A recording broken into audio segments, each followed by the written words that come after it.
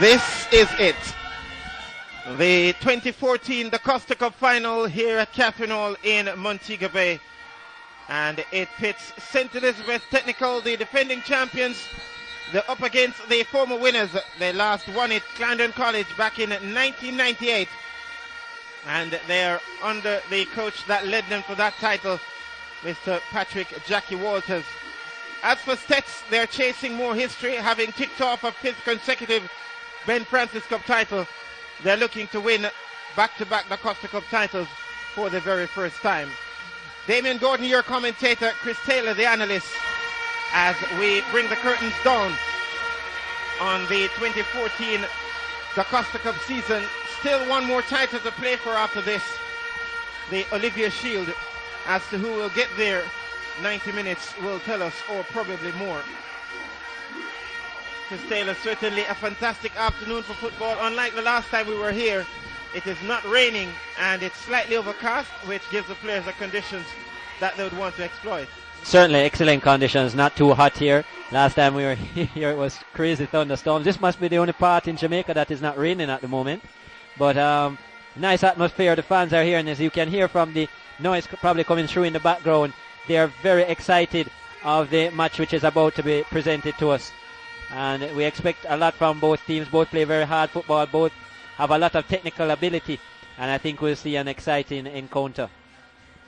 And certainly good afternoon and welcome from wherever you're watching. That's the Steths fans there tucked in here inside the Catherine Hall Stadium. And as to how these two teams got here, Clarendon College and the St. Elizabeth Technical, let's take you back to semi-final day.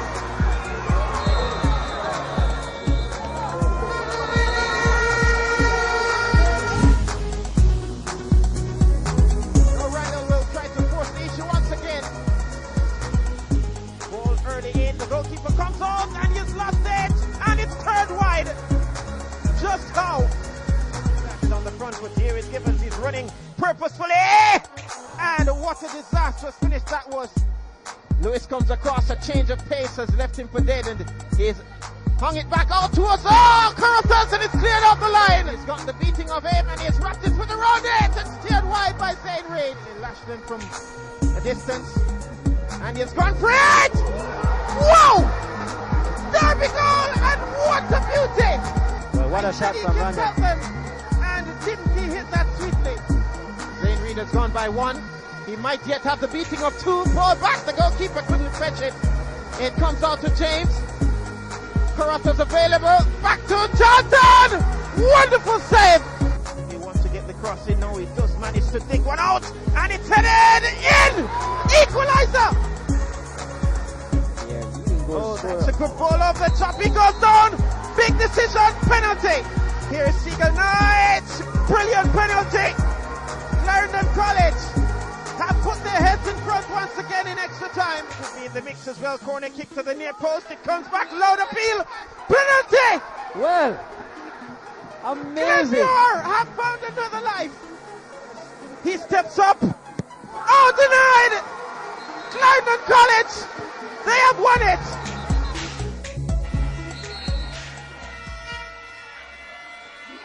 And so there you have it. Even though we didn't manage to see the Steths goal in that semi-final contest against Dintil, they managed to come out 1-0 winners, and certainly this one will produce goals. In fact, the last three Dacosta Cup finals have produced produced just one goal. The last time out, only Steths managed to beat Gabby Maceo by 4-1 here at Catherine Hall to lift the title for the 4th time in their history. As for Clarendon College, they have 6 titles to boot, and their flag has taken sail so far. As to whether it will be that way at the end of the contest, certainly we will be finding out in not too long of time. But certainly the chairman of the Dacosta Cup competition, Mr. Richard Thompson, would have had some amount of doing with the respective teams getting here in terms of how they've organized that. He's the acting chairman of the Dacosta Cup competition. And let's hear from Mr. Richard Thompson. He spoke with Ricardo Chambers.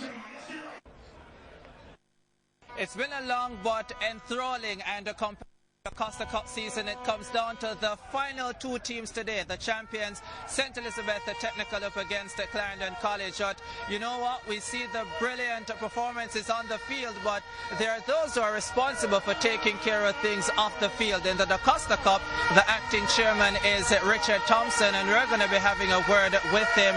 Richard, thrown into the role of acting chairman of the Dacosta Cup, but how have you transitioned into the job, you would say? It has been an exciting period for me, challenging though exciting. We have had a few issues that I had to step in and deal with. With a little inexperience but guidance from those who have been there before. I continue to learn and hope for better in the future.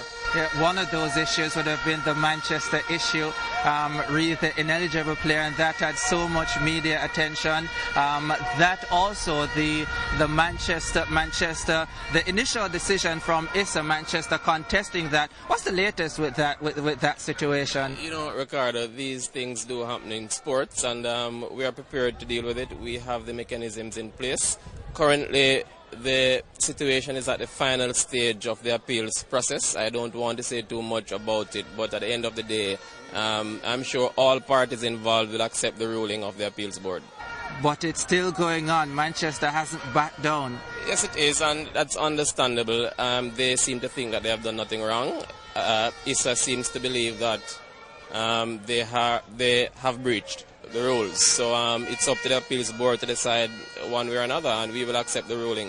And I'm sure Manchester High will move forward in good faith. ISA will do so as well. In fact, we're a family. Yeah. Outside of that, how have you found this season in terms of what we've gotten on the field and the other things that you've had to deal with off the field? Very exciting and competitive. In fact, I'm so much looking forward to this game with Clarendon College and Steths in the finals. 2 giants in the business, if I can use that word. Yeah, this year the teams have had to play more competitions, at least 8 of the teams, 4 competitions. The Lime Super Cup included in that this year. In previous years, we heard a lot of quarrel about teams having to play too many matches and so on. I haven't quite heard those this season, even though there are 4 competitions. What's your experience been? It is understandable that you have not heard much quarrel about it. I think the addition of the Lime Super Cup is a fantastic idea. I mean, look at the crowd support at Sabina Park. You couldn't ask for better. And I'm hoping to see this go for long into the future. In the Manning Cup, a lot of people complain that some fields utilized are not the very best to showcase schoolboy football. What's it been like in the Dacosta Cup? It's been pretty much the same. The fact is that many schools struggle to find proper home grounds to play their games. And we do struggle as well to identify venues that can actually represent well on the field, plus provide an avenue for spectators and for us to make money from the gate receipts, which is important to the running of sports. Yeah, the first round where the teams play home and away, it's very difficult for you to do anything about that. But in the second round where ISA actually choose the venues, has it been better there from an ISA organizational perspective? The fact is we have to put certain things into consideration. There's this argument of neutrality, and some teams, even though a particular venue might be excellent to achieve all the objectives of ISA, some teams are not so inclined to play there. So the difficulty exists where we have to find venues far away from schools, and spectators find it difficult to travel in batches to those games. But we continue to work and try to improve, and we appeal to all the stakeholders out there to see how best we can improve playing surfaces all around. When you sit in your meetings, how much do you talk about not giving Steths too many home games? Very little. We don't focus on individual schools. We look at the entire picture. And one final one, the Lime Super Cup added this year. A lot of people have said that the way the top 8, the Costa Cup teams were chosen, you probably didn't get the very best all-round the Costa Cup teams. I mean, what do you say? It's difficult to choose it otherwise. I mean, we used the quarterfinalists, the best 8 teams at the time in the competition. There is very little else that ISA can do about that. Well, congrats on putting on a wonderful show so far in the Costa Cup, and all the best for the final. Well, thank you, but before I go, just allow me the opportunity to thank all the stakeholders who made this year's competition possible. I mean, obviously Lime, Wisinko, the Burger King and TVJ. The secretariat at ISA as well. Small numbers, but they are doing an excellent job in all competitions, not just the Costa Cup. And thanks to the acting chairman of the Dacosta Cup committee having to deal with some tough issues, but they've gotten all the way to the final, and now it's down to St. Elizabeth Technical and Clarendon College to prove what they can do on the field. Thank you very much, Ricardo. Chatting there with acting chairman Mr. Richard Thompson of the Dacosta Cup committee. Certainly the Dacosta Cup competition, it has produced some fantastic goals, and it has taken us right across the length and breadth of Jamaica so far. And we've also stopped in Santa Cruz on quite a few occasions, and that's where we went once again to take a look into what Steths have been doing that has made them so successful. And we chat with the principal just ahead of the Dacosta Cup finals.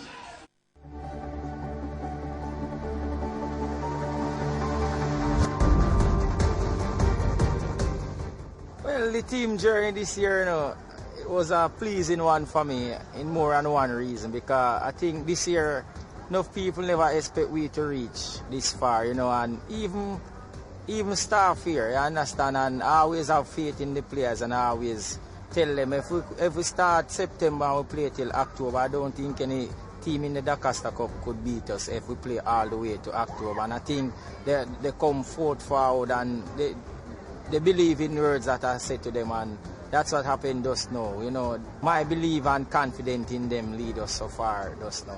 I think the school generally is excited to be back in the finals and to get another opportunity to win the Dacosta Cup back to back. We have never done that yet, and I think this is another opportunity that we have to defend the Dacosta Cup after having won it on 4 previous occasions and not being able to defend it the following year. I think we pride ourselves in trying to prepare a squad of players and not necessarily just a team. Our entire football program is based on inclusiveness and on a program itself, and not just trying to find a team to represent the school, but to actually have a program that produces persons who are capable of representing us when they are called upon. Well, as confident as usual, but not overconfident, because a final game is a serious game. You have players that are willing to put their life on the line to win a competition, and I like players like those. And I know we are going up against the Grizzly Old Fox. Not an easy one, a well-experienced coach, and I learn a lesson or two from him already. It's my time to really show what I really learned from him. You understand? And they're going to be competitive, which all Jamaica should know by now. And we are looking forward to go there and win this one. And my predictions is that Steths will play extremely well, and I expect Clarendon College to play very well as well. So I expect a very good game. I can't predict what the result will be, but I am sure that if Steths plays to the best of their ability, we'll be very satisfied with the result. We have not lost a football game to a rural area team in 2 years, and we are not about to do it now.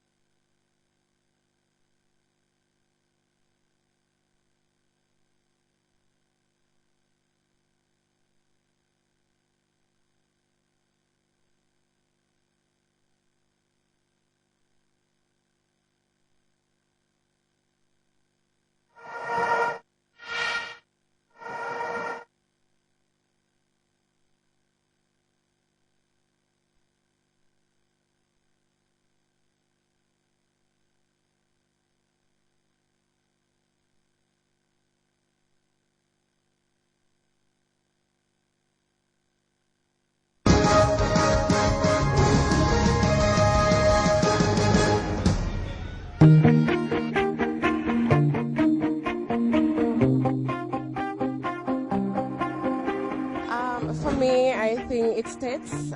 Probably a 2-0. Steths, of course, 2-love, of course. CC win 3-0. CC for the champion. CC at carry home the cup. Me see the game as 2-love for CC. Because Jackie Walters proved to me that he's the best coach in the whole world. We have to bring Steths, right? Because CC, they never deserve to beat it, right? So one them go final and get the whoop on them last time. College, Mr. Straight. Clarendon College, a 3-0 result. Steths all the way. I think them are going to give them 5-1 or more than that. Well, I think Clarendon College will be taking home this D Cup because they are the best team. So I think CC is gonna win. 3-love man, Clarendon College. 3-love down at Mobile. You see me? Steths 4 straight 3-0. To me, I carry CC, but it's a strong final.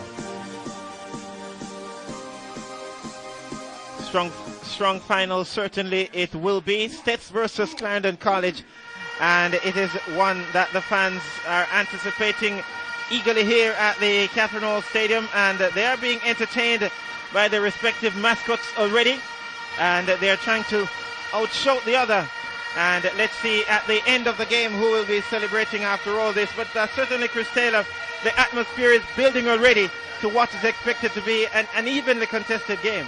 Yeah, certainly. I can barely hear you, and you're right beside me. The fans are very excited about it, and both teams have shown excellent signs throughout the season. As we said, we weren't so impressed with Steths originally, but they have improved as the season has gone on. And Clarendon College, I saw them from pre-season action in the Steths Cup, and I thought from then that they were the team that were going to lift the Dacosta Cup title. But this will be an evenly contested match. Unfortunate that we won't necessarily see Don J. Smith featuring for the Steths team, who is their main man up front. He scored 21 goals already. But I think Steths have a lot of quality other than him that will cause a lot of problems for Clarendon College. And looking at the way that the Steths have approached this season, and to have seen them on the opening day, not impressed, but they have played a tournament kind of football. They have gotten better as the tournament progressed, and you think that they could come here and produce another big effort? Yeah, certainly, and they're certainly not short on confidence. Our Steths, and the coach Rambo Weatherburn, he's very confident in his players, and I agree with you. You want to see your team improve as the season goes on, and Steths have certainly done that. And very confident, and I'm sure he'll be coming in here. They are the defending champions as well, so they know what it's like to win. And Clarendon, who haven't won in a long time, they won't have that confidence going with them. So that is one thing in Steths' corner. So these youngsters, they've never played in a final, the Clarendon College boys, and they were denied the possibility or the chance to play in the Ben Francis by this very same Steths team.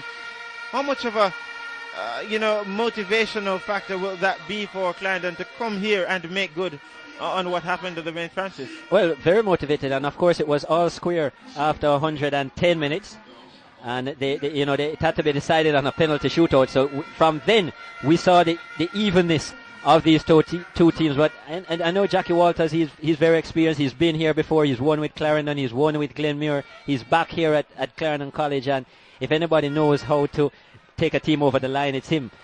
And certainly we also took a little trek down to Clarendon College like we did. We made a stop in Santa Cruz. We also went to Chapelton to take a peek into the minds of those controlling and pulling the strings for the Clarendon College unit.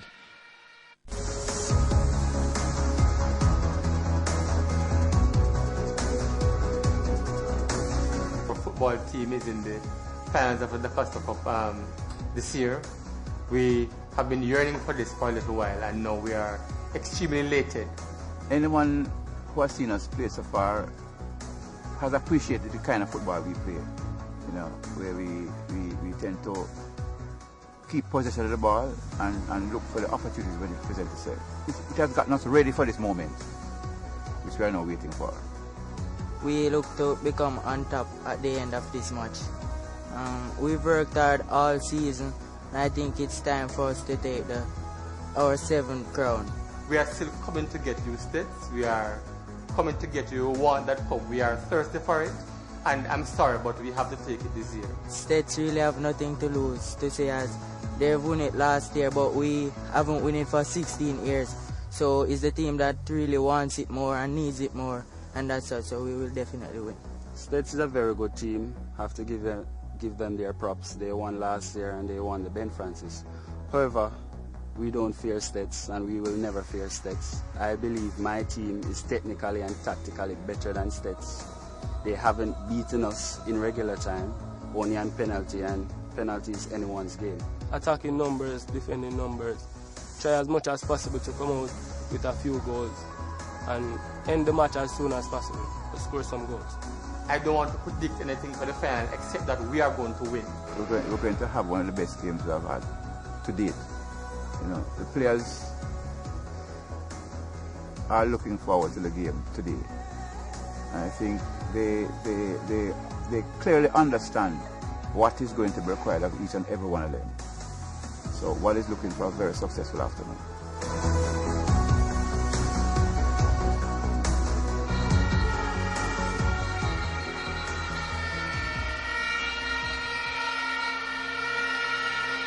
And so, as you heard from Patrick Jackie Walters, certainly they will be looking to play their best game here this afternoon. The occasion demands it, and so maybe Steths and Clarendon College will produce a game for the ages. 16 years since they last won the title, that being at Clarendon College. Steths chasing their own piece of history. They want back-to-back titles for the very first time in their history. Leon Brown, the referee, Omar Mills, the first assistant, Stephanie Dale Yising, the second assistant, and Jermaine Douglas will be the fourth official. It's the 2014 Issa Lime Dacosta Cup final. The title holders are back here to try and hold on to their title.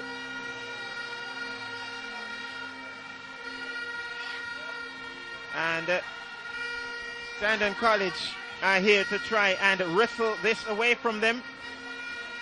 It's 16 years since they last won it, but interestingly, the man that took them to that title is back here to try and depose the St. Elizabeth technical team of the symbol that signifies that they are the best team in rural Jamaica. It's been 2 years since Steths last tasted defeat to a rural era opposition, and guess what? The last time they did so, it was against a team coached by Jackie Walters in that final against the Glenmuir. And certainly, how significant do you think that will be? Well, I don't know if these Steths players will even remember that and so on, but as I said, Jackie Walters has a lot of quality about him and he knows what it's like to win. And I don't think the Steths team will concentrate too much on the historical side, especially the players on the field. I think they'll just want to deal with the job at hand. But what has been very interesting to me is that, as I said, you know, they played already this season and it was all square. This will be an evenly contested game. And that's why I also think that Steths will, unfortunately, they might struggle a little bit up front without Don J. Smith. And as so the teams meet the president of ISSA and the members of the official party. The form guide tells you that this one, there is absolutely no quarters given in either team. One defeat in their last 5 matches, and so they come in with similar statistics in terms of the win-loss ratio. St. Elizabeth Technical, they have struggled against teams from the corporate area, but when they've come up against those from neighboring communities and parishes, they have just been heads and shoulders above those that play in the Dacosta Cup. But this Clarendon College team, they have been touted from the very start of the season as the potential winners of the competition, including yours truly and my expert analyst Christopher Taylor, who believes that they are the ones to beat. Let's call for the playing of the national anthem.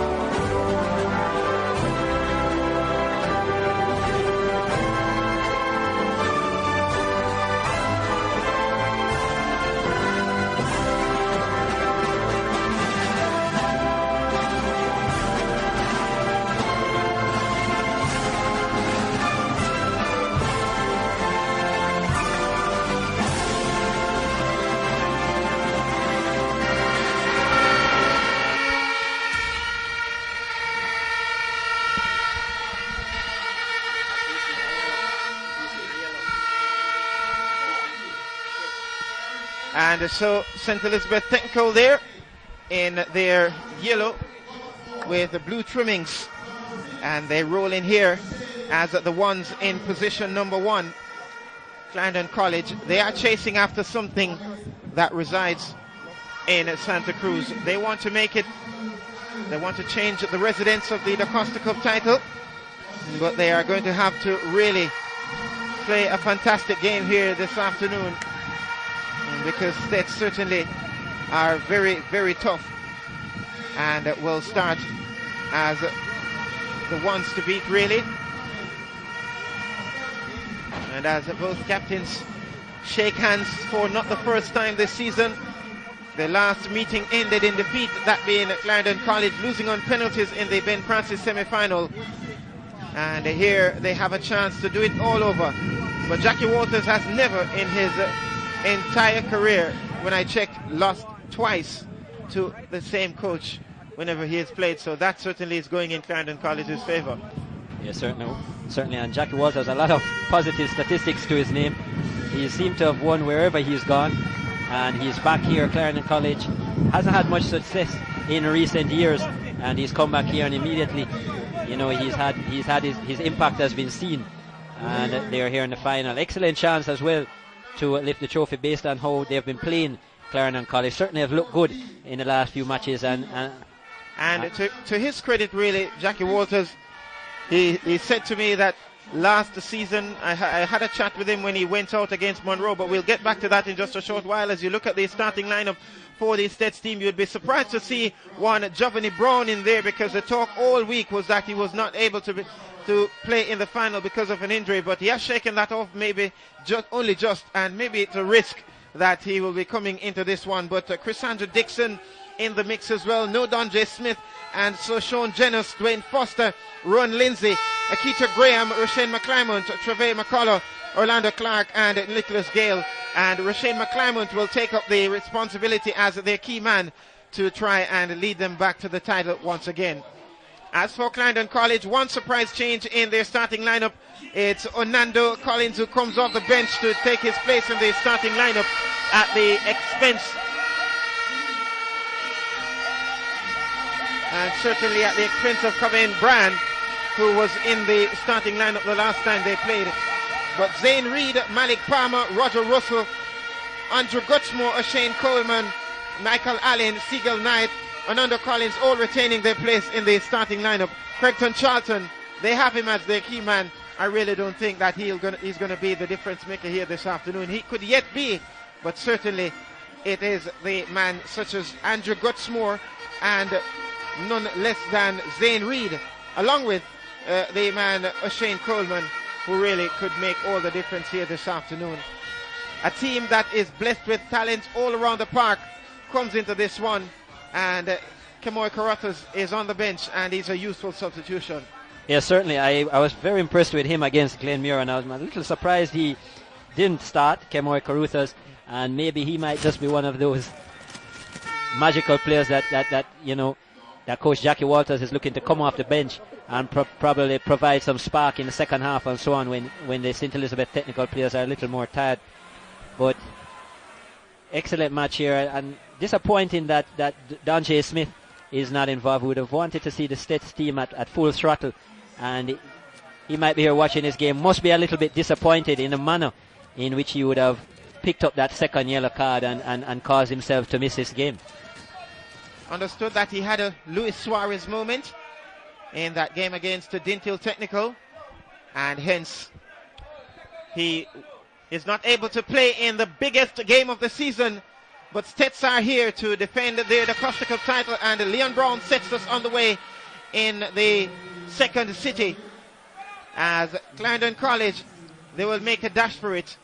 It's a game that very little quarters will be given, and Clarendon College will come into this one feeling as if they can wrestle the title away from Steths. No Don J. Smith. How will that affect them?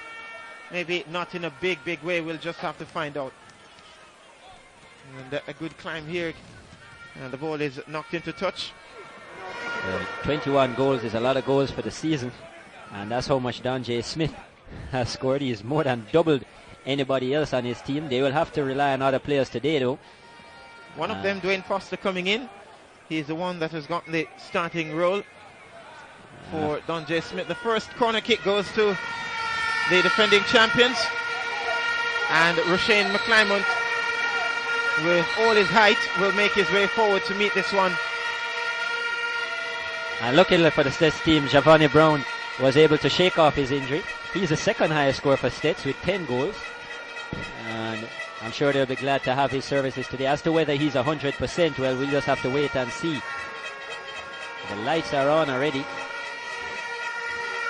This one is lifted in, and it's headed off the line. And Clarendon College escapes in the second minute.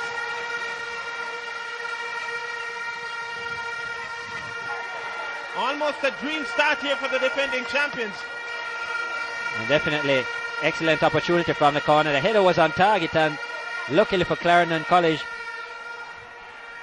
they had someone in line. The goalkeeper was totally beaten, and I'm not really sure who that was. It was Zane Reid who had got back there, gotten back to take up a good position on the line. Zane Reid, so to nick it away. Doing a job on both ends. That's good for Zane Reid. You usually associate him with the attack. And interesting, it was Javani Brown who got that header in. Exactly. Nearly made the difference right away.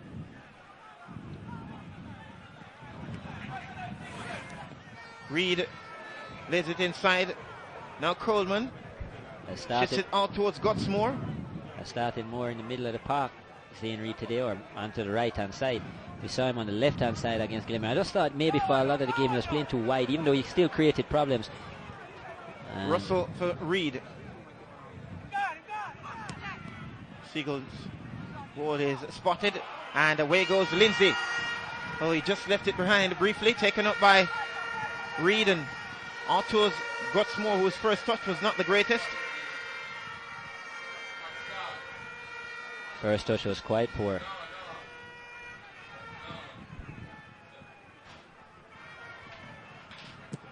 And this one unable to be reeled in by Creighton Charlton.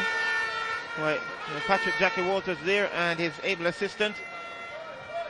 And they will come into this one feeling as if they have the players in their mix. And I was making the point just before we went to the respective starting lineups that he was saying to me last season when he was held to a draw by Monroe College as both went out at the Ducey Patties complex, that he has a team that will be able to challenge for the title next season, which being this season, and here they are 90 minutes away from the title. So I guess he's a man of his word, Jackie Walters, but certainly no doubt as to his quality as a coach, and we've seen it no matter where he has gone, which really reflects on him as well. He's been able, I mean, obviously you have to have the players, but what you get out of the players and how you create players and so on is an important factor, and he's certainly done that well here at Clarendon College before, and then Glenmuir for a few years, and then back here at Clarendon College again. And the last time Clarendon College won the title, these kids were somewhere in a children's center or wrapped up in their mother's bosom. Here is Charlton, lays it off, shot comes in. Oh, brilliant save by Carson Finlay, and then it's lashed over. But almost a wonderful opening minutes here for Orlando Collins. Carson Finlay has come up big. Top save by Finlay, and we saw the creativity there of Charlton. Very pacey up front is Charlton, cut the ball back in nicely, and what a setup that was, and good hands by Carson Finlay. Well, a chance at either end, and even Stephen, which is the way we expected it to go. Night on for Reid. Good first touch. He has really good pace as well. Confronted by Roshane McClymont, who did an illegal job on him. That's according to the assistant on this near side, Omar Mills. And this certainly, well, we see the foul there. Like he got some of the ball as well, but certainly a foul. Play the man first. And good call by official Leon Brown, by referee Leon Brown, and the first assistant Omar Mills. Zane Reed to take. It's not the greatest delivery, but it's headed down and squeezed it through, but no real cost in the end.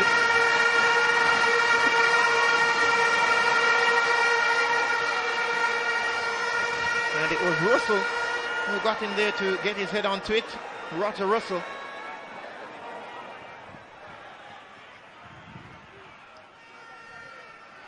Taken off Janus.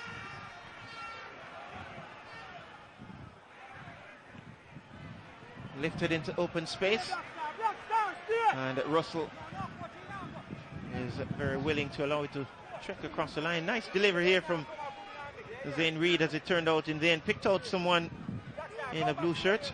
And good thing Charlton didn't try to get involved because he was in an offside position. Here's Charlton. This is him on the ball as well. Skillful player. Up against Gale. Has to push it back out towards Gutsmore. And they have to try and close him down early. And they saw what he can do from that left foot. Scored maybe the goal of the season.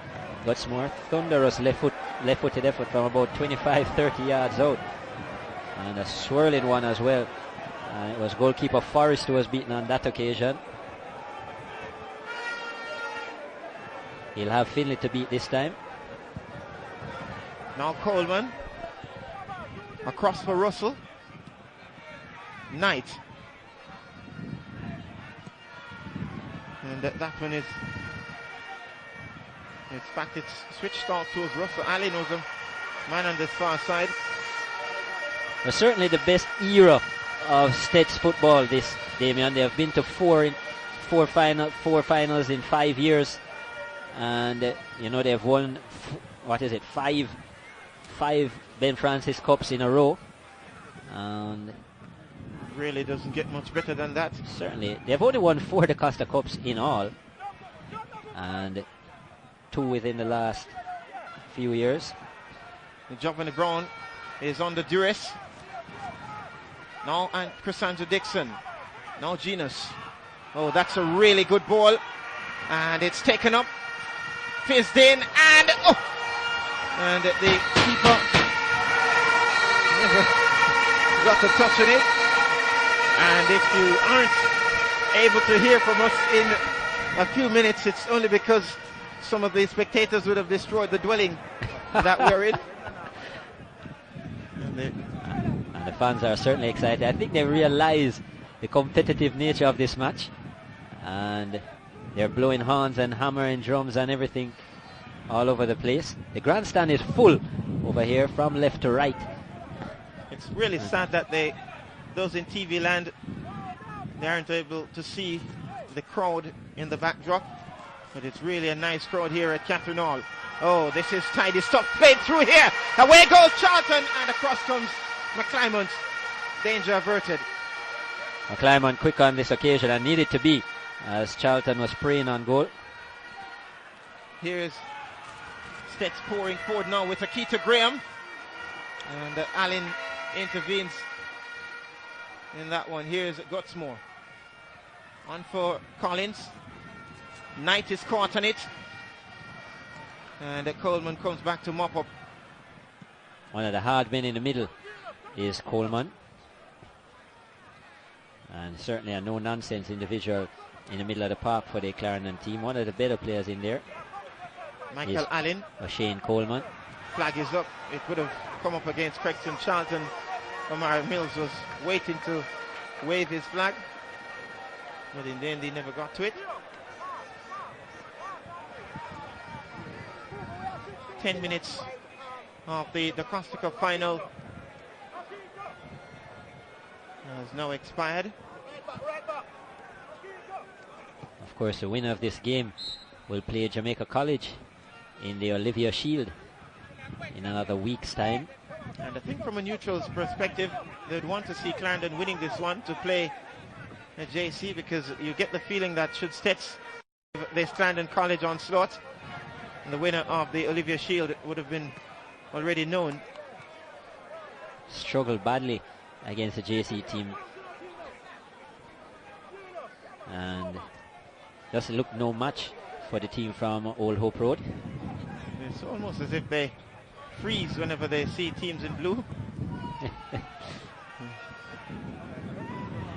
Here is Lindsay. Ball looking for Giovanni Brown. Good defending again now. Janus steps in, but he's caught on it. Janus was the man who scored a goal that got them to this final against Dintil. 42nd minute strike, I believe it was. And it was good enough in the end. And credit must go to Dintil. Certainly played a good game. I remember you had mentioned you had thought that Dintil would have given them a good fight, and they did. And you saw from the highlights they had some really good chances to score, and they didn't. Coleman has muscled his way. Zane Reed's ball is aimed out towards...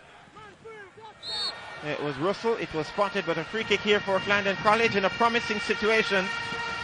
A range from where Gutsmore can really smash one. It's taken quickly. No advantage won there due to the haste of that one from Seagull Knight. And Knight certainly can hit them. That was a very soft attempt for his standards. Certainly a man likes to hit them from even 20 yards and put his boot right through it. And this time it was a team effort.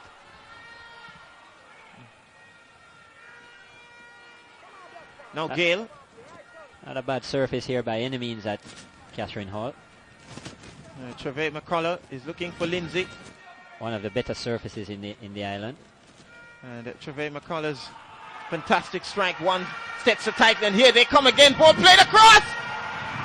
It was begging out for a touch, and it wasn't applied.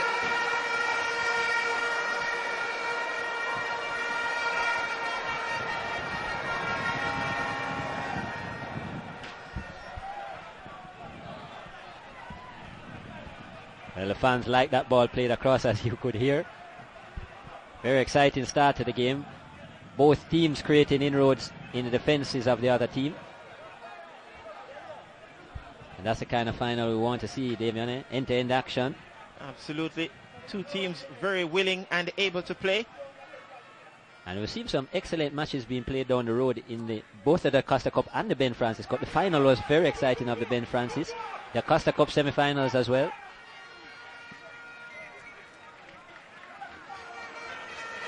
And so far, this one is living up to expectation. Foster's throwing. Giovanni Brown is under pressure from Allen, and Allen has emerged with it. And looks like he's limping a little bit, Giovanni Brown. If you look at him, he's running off there. He has a slight limp. He's favouring one of the legs and was kind of easily pushed off of that ball a while ago. He's not at 100%. That's Chris Andrew Dixon. That's not him in that picture, but... And if we could just get a shot here with... You see him right here in the number 19. This is him in the across screen. the park. And there he is. Just laboured to that ball. He's struggling. And it's a risk. They gambled, and they might be losing out here, the technical staff of St. Elizabeth Technical. I guess this is a match you have to gamble in. It's the last of them.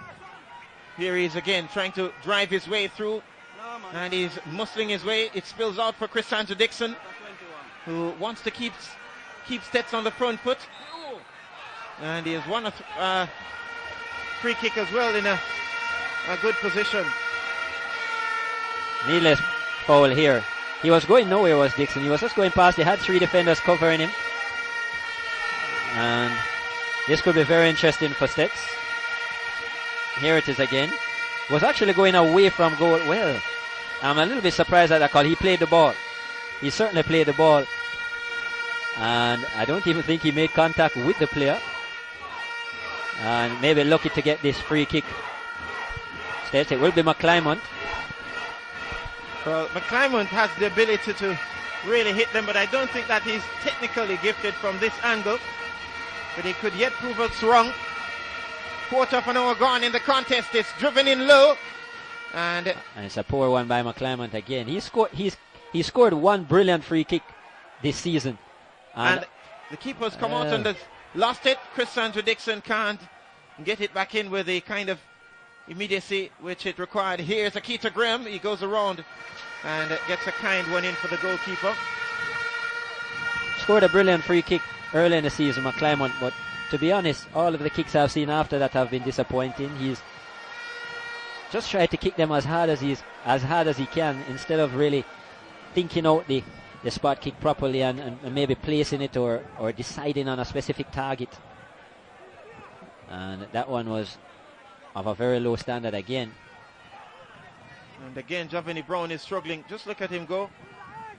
Apart from that, he's been excellent, McClymont. He's been very steady in the centre-back role for the St. Elizabeth technical team. Oh, this is a raking ball towards Charlton. It drops down. He hits it over. And again, he's angry with himself. That was a poor finish. Good ball from Coleman over the top. And again, Creighton Charlton needed a better finish. And what a ball that was from Coleman. Excellent. 20-25 meters there. And allowed it to bounce, and really he's needed to be getting that on target. There was an attempt at a block, but the shot was still on. And needed to do better with that, Charlton. Might have just cut it back in onto the right after the defender had committed himself.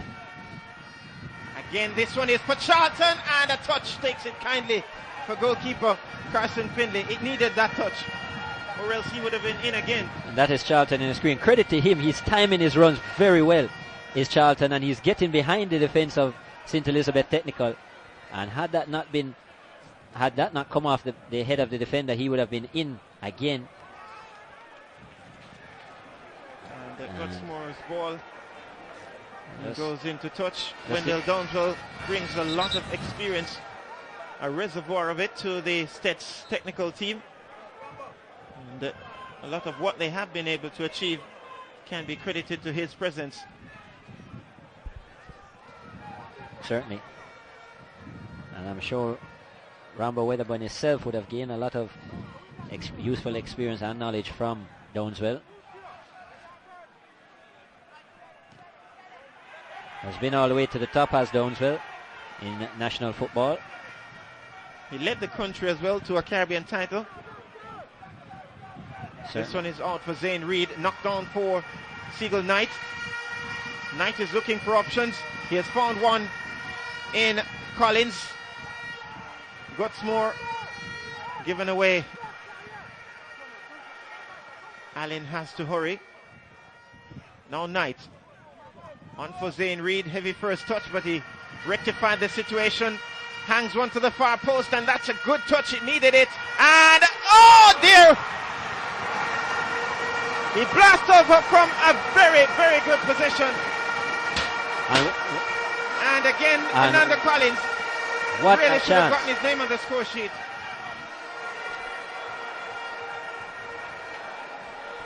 What a chance that was again for Clarendon College, and just a mix-up in the defence here. And very lucky he didn't hit that ball back onto the hand of his teammate. And, well, Clarendon College not able to get the shot on target again. Fernando Collins, the man who came into the starting lineup. Right, number 8, Fernando Collins, and needed to do better with that. Just maybe rushed it in the end. And making inroads though into the Steths defence, RCC. Touched off by Collins. Gutsmore moves it on for Siegel Knight. A change of direction. And then on for Zane Reed. Charlton has made a run, but he's gone for it! And whoa! Clarendon College, they just know how to score the spectacular. And on the biggest stage, Zane Reed has broken the deadlock. Minute number 20. And the champions of 1998 have hit the front in spectacular fashion, thanks to Zane Reed. And what a strike by Zane Reed. But the amazing thing about it was his vision in picking up that the goalkeeper, Carson Finley, was off his line. And what a strike that was. Well, we've seen some brilliant goals in the Dacosta Cup so far, and none better than that from the top man for Clarendon College, Zane Reed. This with the right foot, and that must have been at least 35 meters out. And They deserve the lead. Does Clarendon College. They have created some trouble so far in the Steths defense. Their finishing was poor. But wow, didn't that shot make up for it, Damien? Absolutely fantastic strike. One from the very top draw. And it unlocks the emotional code for those traveling from Clarendon. They do feel that they will be traveling back in a party atmosphere. They come here thinking that they have what it takes to lower the flag of St. Elizabeth Technical, and they have just showed why. Top strike by Zane Reid. It doesn't get any better than that. And you just saw when he lifted up his head, and I thought he was going to play the long ball because Charlton had made a run for him. And obviously what he had picked up was that goalkeeper Finlay was off his line. And wow, didn't he finish well? What an execution.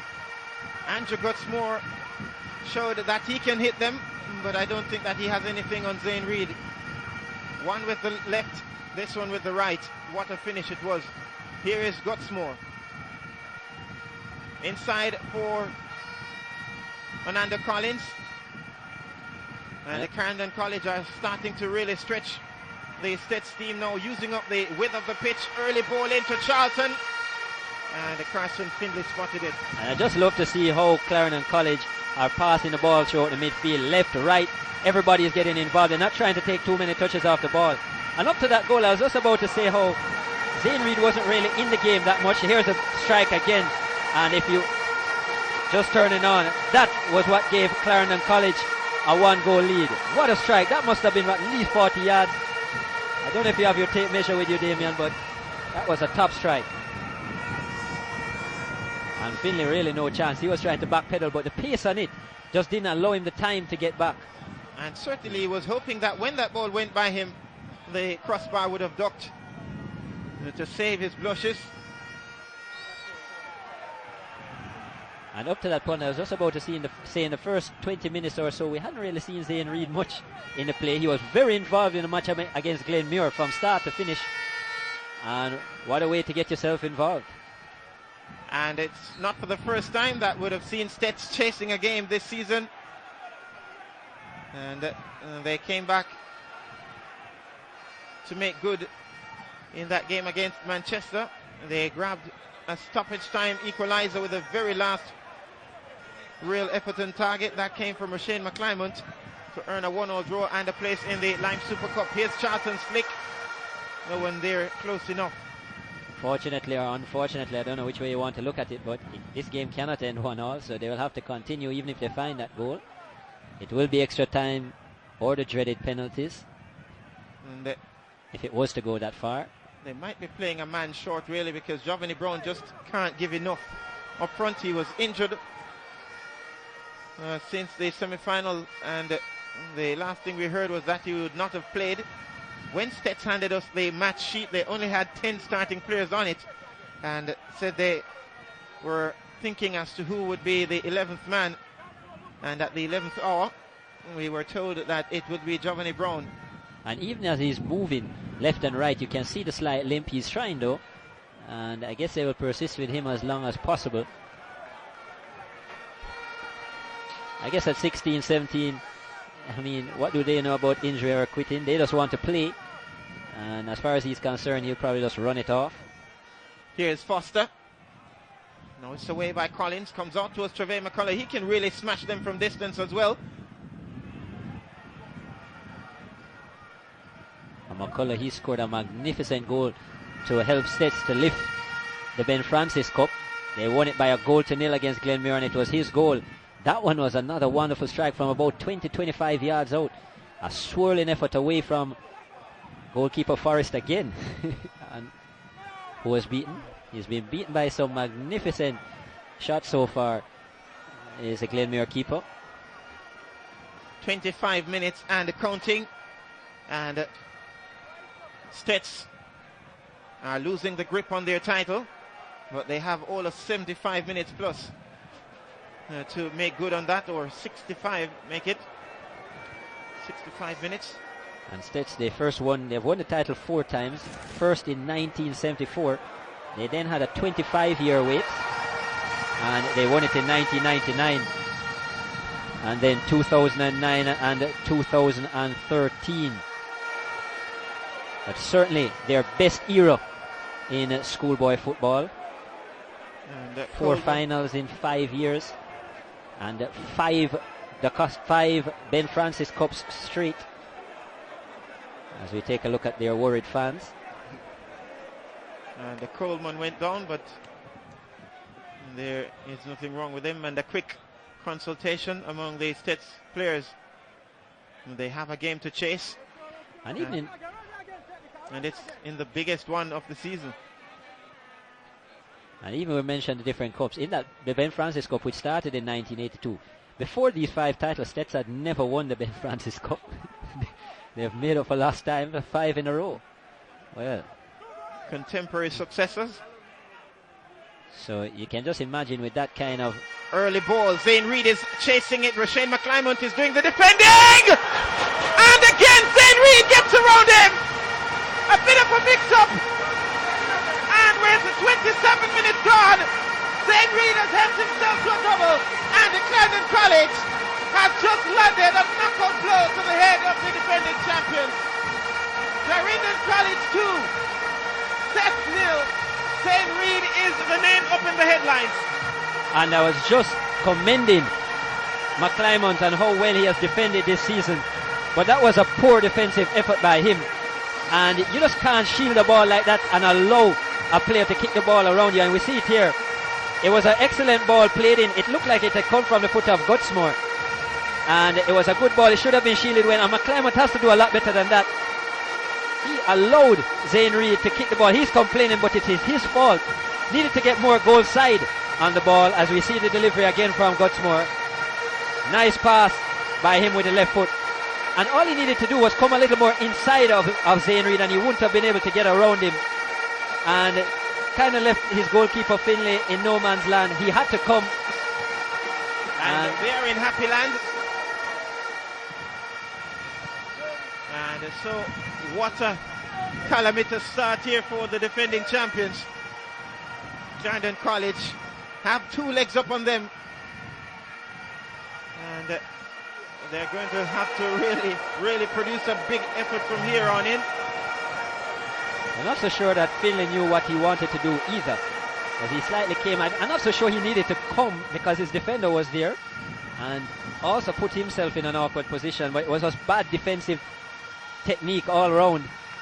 And well, Zane Reid grabbed the opportunity. What can we say? And Rashane McClymont might have just lost sight of Zane Reid for a moment. It is so quick that 1 minute he was in his rear view, and then next thing he was just beside him. He was up ahead of him. But Zane Reid was still behind him, but the positioning of McClymont, and look at his body. He's a much bigger player than any one of those out there. And all he needed to do was to turn his body more towards Zane Reid so that he could have blocked him out. And it was actually quite easy for Zane Reid in the end to stick around the right foot. Omar Rambo Wedderburn brought to his knees. And he's quite upset. You see the shaking of the head. His eyebrows are knit. And well, Steths wouldn't have been down. Here is Giovanni Brown worming his way. And oh, he really should have just taken it. He should have taken on the responsibility. The space opened up. Space opened up and was given the avenue to go towards goal. And should have just carried it with the left foot and then probably opened up his body and used the right foot to slot it home. Tried to play the unselfish thing, and that might not have been the best decision in the end.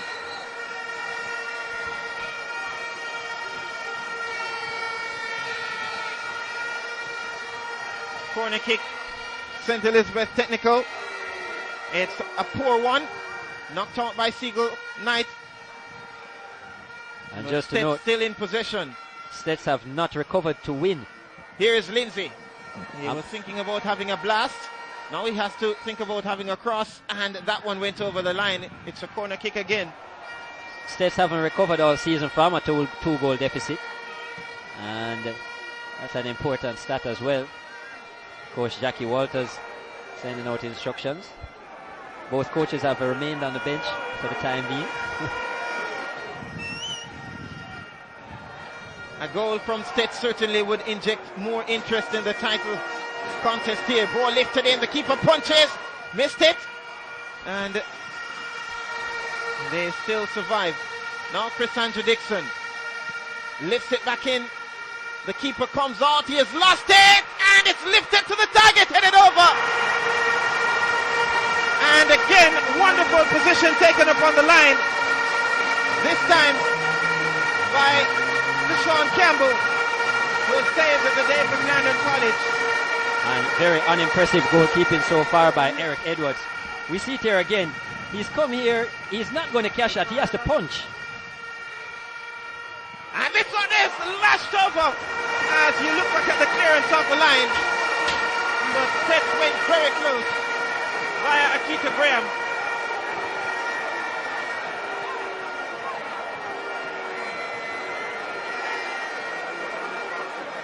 And the corner kick here, the delivery. Again, the goalkeeper this time stayed on his line. Good delivery here. And McClymont it was who had the effort. And good attempt. Maybe just needed that ball to come down a little more for him. But the goalkeeper, Eric Edwards, we've seen him come out so far. He hasn't looked confident in coming out. He's been quick to run off his line, but every time he's come, he's not been definitive. And he's again almost like Dracula. He's afraid of the crosses. he just can't deal with it. But again, he was coming out for that one, tried to catch it, and that should have been one that he just came with his fist and punched it as far as possible. McClymont's ball is for Lindsay, knocked away by Allen. And luckily for him so far, none has ended up in the back of the net. Did make an excellent save in the semi-final against Lindsay's early ball across, and it needs someone to get on the end of it. They might have gotten a corner out of it because of the persistence of Akita Graham. The final touch has come off someone in blue. And again, you saw Jackie Walters, as we said at the top of the contest, that he just doesn't lose to a coach back-to-back like that. Certainly, and you know, one a great strike, one a defensive error. And I guess two opposite ends of the chain. We see the corner here. Again, look at goalkeeper Edwards. What is he coming? Where is he going? Trevay McCullough. And he reloads it. But they had plenty back to do the defending. And now Charlton is chasing. And this should be comfortable for goalkeeper Carson Findlay.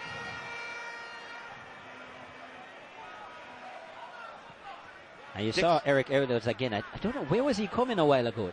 That ball was not within his territory. No need to come. It was a flat delivery. And could have just exposed his goal once again. Shane McClymont leaves it for Zane Reid. Steths, they've won it though. McCullough is going forward for Giovanni Brown. Touched out towards Foster. Swung over to the far side and Gutsmore went under it. Taken up by Graham. Back for Jennis. Across for Chris Andrew Dixon.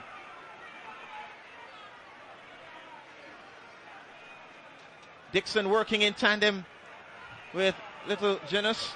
Still Dixon can't worm his way through, and at Clarendon College they bring it clear.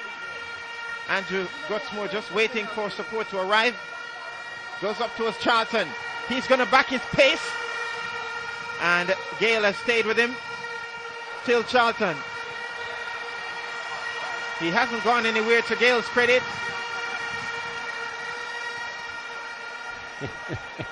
Interesting defending there. Charlton had pushed the ball over him, and both players fell, and I think the St. Elizabeth technical players made sure he stayed on top of him so he couldn't get up, and allowed goalkeeper Finley to come and collect. But Steths obviously lacking the extra punch up front of Don J. Smith and a hampered Giovanni Brown. He can't be more than 50-60% is Brown. Here is Jennis rolling one through. Touch back for Jennis, and he's gone away from one. Can't get by a second.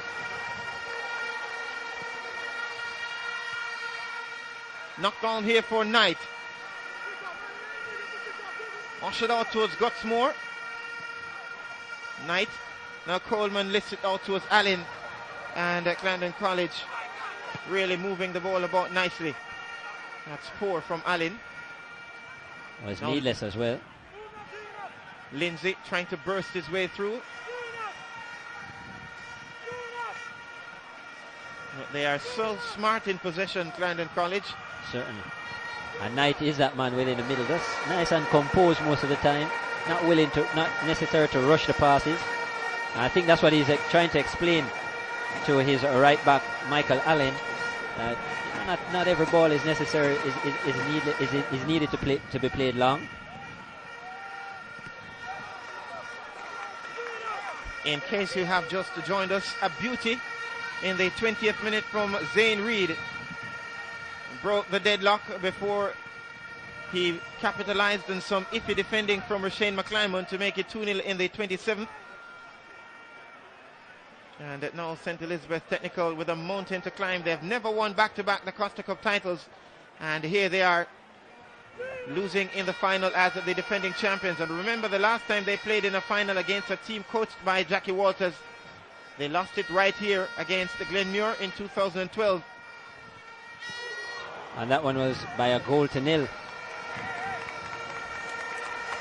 It was Jackie Walters' third title with Glenmuir. They won in 2004, 2006. And then in that 2012. In fact, they lost in 2 finals in a row, though, St. Elizabeth Technical. They lost to Rossies as well, and then Glenmuir. Lost in 2011 to Rossies. 2012 to Glenmuir, then finally got it right in 2013, last year. And this is the year that their hands are being wrenched off it by a very efficient team out of Clarendon, led by the astute mind of Jackie Walters. Here's Coleman looking for Collins. Nick Thorne, and another shot from distance. Now this time goalkeeper Finlay is on his line, and that wouldn't have beat him. And it's Andrew Gutsmore who attempted it. He can hit them much better than that. Nowhere near the quality we saw in the semi-final, that shot. To be honest, he didn't try and put his instep through this one. This one was more of a lofted pass. Here's Lindsay driving on for Giovanni Brown, who limps towards it, then leaves it for Forrest. Good ball in, and no one there to really attack it. Akita Graham touches it out to Trevay McCullough. I think Brown is indicating to the bench that he's probably had enough. His limp is getting worse. I think that's what he's trying to signal there. We don't see anybody warming up at the moment. No, Dixon allows it to run for Graham. He can't reach it, and Clarendon College go on the front foot. Charlton has made a run, but the pass is not good enough.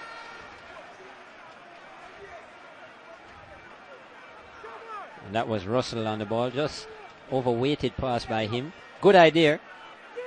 And just a little bit too much gas. Now here's Lindsay in towards Giovanni Brown, who is always a step behind because of his disadvantage. And he's limping badly. I'm surprised that Steths have prolonged this. And does have 10 goals, but I mean that is at full strength. And he's unable to really move freely. And it's making easy work for the Clarendon College defense so far. Here he is in possession. And Giovanni Brown can't go forward, has to push it back to Akita Graham. And even when he does move forward, it's very slow. Genus loses it out. Here is Coleman, always strong on the ball. Zane Reid's pass up to Charlton. Waiting for Reid to arrive to provide support. And he's always very quick in getting up in support as well, Zane Reid. Oh, tidy footwork from Seagull Knight. And that has brought the fans. Good skill by Knight. Very calm on the ball, as I mentioned. Never looks in to make a hasty pass. And not afraid to show off his skill either. Coleman out towards Gutsmore. Charlton trying to stay on side. That's a poor pass. Dixon hangs it out towards Akita Graham, and going across there is Campbell, and he's gotten a timely challenge in his as well. Deshaun Campbell. Not the quickest of runners, Campbell, but got the job done. 5 minutes to half time in the Dacosta Cup final here at Catherine Hall. 2-0 Clarendon College. A brace from Zane Reid, his 6th and 7th of the season for Clarendon College. One a little bit fortuitous, one nothing less than brilliant from 40 yards.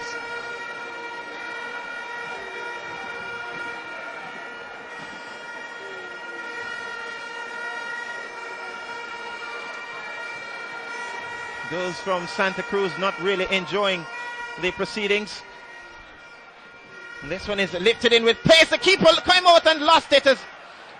And this time his defenders are there to bail him out. Rashane McClymont.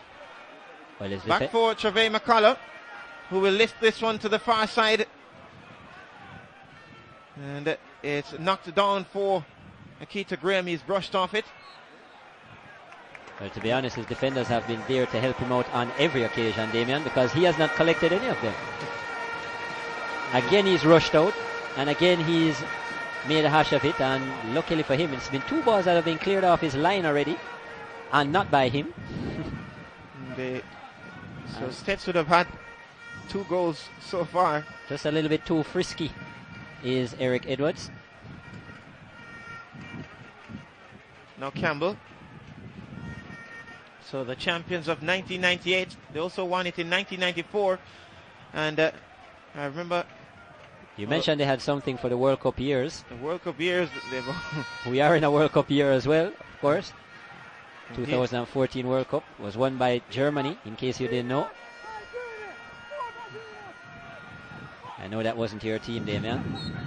And certainly not. This. Certainly Germany, and I think that there's a certain Keisha Mealy, who's our producer. She loves the Germans as well. The German efficiency.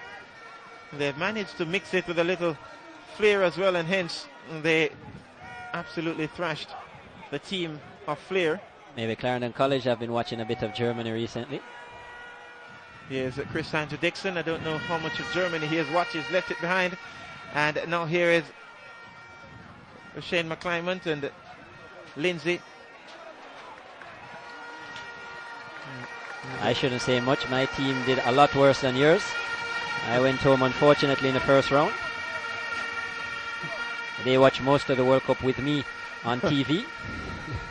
And that being England, for those who might not be aware. Here is Collins on for Knight. Spreads it out towards Gotsmore. And what this Clarendon team has done so well is using the pace, or rather the space that is afforded to them in terms of the pitch and the defending from Steths. Yes, certainly. Clarendon College have used the full width of the field so far. And they've been left and right. Everybody has been taking the touches. They have been moving off the ball well, as we saw a run again by Charlton. The diagonal runs behind the defense to open them up. And nice midfield play, nice touch passing within the midfield so far. They have certainly commanded the midfield over the Steths team.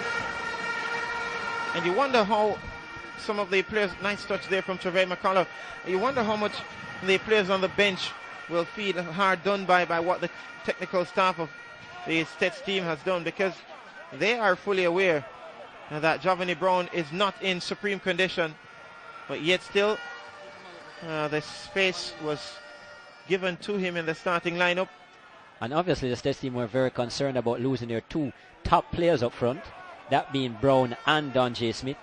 31 goals between them for the season. That's a lot. That's a big gap to fill. And at this time the goalkeeper is watching this one, and it's an easy take for him. That's a lot of goals to make up for, and I think that's why they decided to try and persist with Brown. And I don't think up to this point it's paying off, and based on his mobility, he's more a hindrance. And you probably will find that at the start of the second half a change will be made. Just 1 minute of time will be added. Chris Andrew Dixon has pulled up lane for Steths. Trevay McCullough is playing on, and he's played one behind the defense, and the keeper comes out and he didn't get there, and again it's a defender that comes to his rescue. In the meantime, Chris Andrew Dixon stays down. And again, Eric Edwards, what was he doing, Damien? I know they've come on to attend to the... to Chrisandra Dixon. But again, Eric Edwards coming out. There should have been a ball he just picked up or shielded. And what is he doing here? He's there first. He should have just slid on the ball and collected it. Decided to leave it. And very nearly created additional problems. Now, even here, the ball has come to him. He could have just picked up the ball. Just picked up the ball, calmed down things. Instead, he launches it back out into the middle of the field and almost allowed for another chance. So, he's living dangerously, is Edwards. So far, it hasn't cost him. Feeling the nerves of playing in the Dacosta Cup final. And he will have 15 minutes or so to calm his nerves down with his team 2-0 to the good after 45 minutes in the Dacosta Cup final. Clarendon College, via a double strike from Zane Reid, they have one solid hand on the Dacosta Cup title for the very first time in 16 years. And they come into this one, and this was how it all happened. Zane Reid's lightning bolt effort from distance. He smashed it well. It was a thunderbolt that caught the goalkeeper napping and sent them into raptures. His sixth goal of the season, and then this one was swung across by Andrew Gutsmore, and with Rashane McClymont you thought that it would have been safe, but Zane Reid stuck a boot in there, having gotten sight of the ball, and Steths were looking at a 2-0 deficit, and it's stinging as well. 50-50 in terms of possession. Shots on target, 5 for Clarendon College, 3 for Steths. And they also had 5 off target, 3 off target. How interesting. Rather identical there. And fouls committed, 9 in the game so far. Steths, they've just been slighter, a bit on the aggressive side. Yellow cards, none we have seen. No cautions in the contest so far. And Whitaker, the goalkeeper, coach for Clarendon College, is on the pitch and giving some instructions to goalkeeper Eric Edwards. But that's all she wrote for the for the first half. The second half promises a whole lot, because the defending champions, you don't want to think that they will lie down and play dead in the next 45 minutes. We take a break here. 2-0 to Clarendon College. Steths, they have some work to do.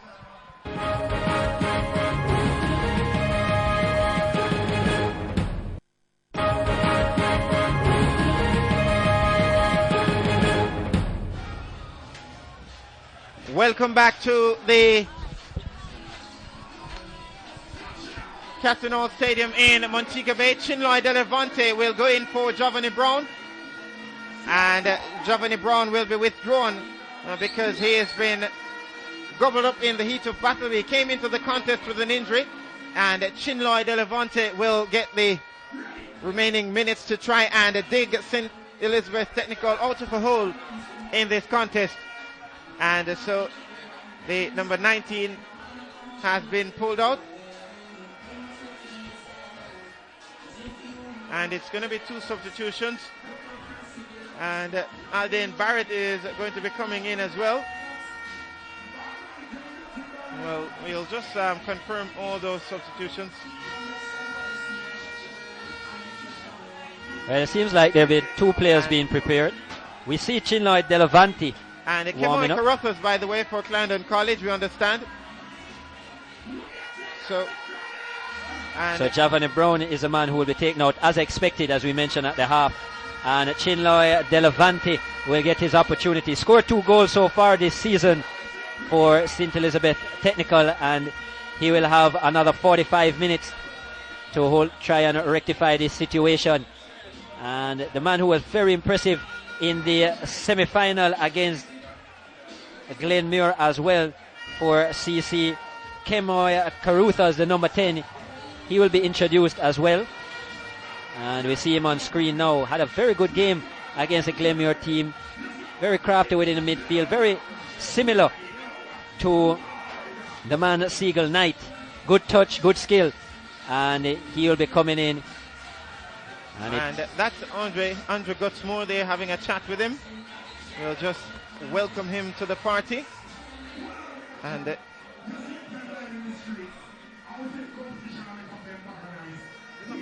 it's going to be Russell who comes out, and I think that is actually Roger Russell there. He's just waiting to shake his hands at the half. I think that is actually Roger Russell there waiting to come out as we see the officials there. As we see. And so it's Russell getting ready to make way for Carruthers.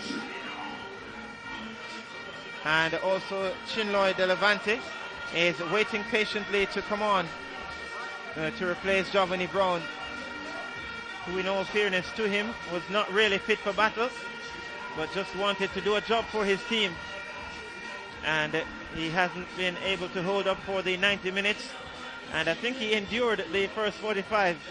And he just battled along, albeit... He can't be blamed, Giovanni Brown. He tried his best. And the gamble just didn't pay off. And it doesn't make sense to persist past the 45-minute mark. They're already 2 goals down. So the change was necessary. And we see De Levante. So a double strike by Zane Reid. Interestingly, it was Zane Reid who scored for Glenmuir in the 2012 final as they beat Steths 1-0 here at Catherine Hall. So he loves this venue. He loves playing in the Dacosta Cup final against Steths. And certainly he has given Clarendon College a really tight grip on the Dacosta Cup title. And unless Steths can produce a sensational second half, it will be Clarendon College's party at the end of this. Yes, certainly, and Zane Reid has been excellent so far.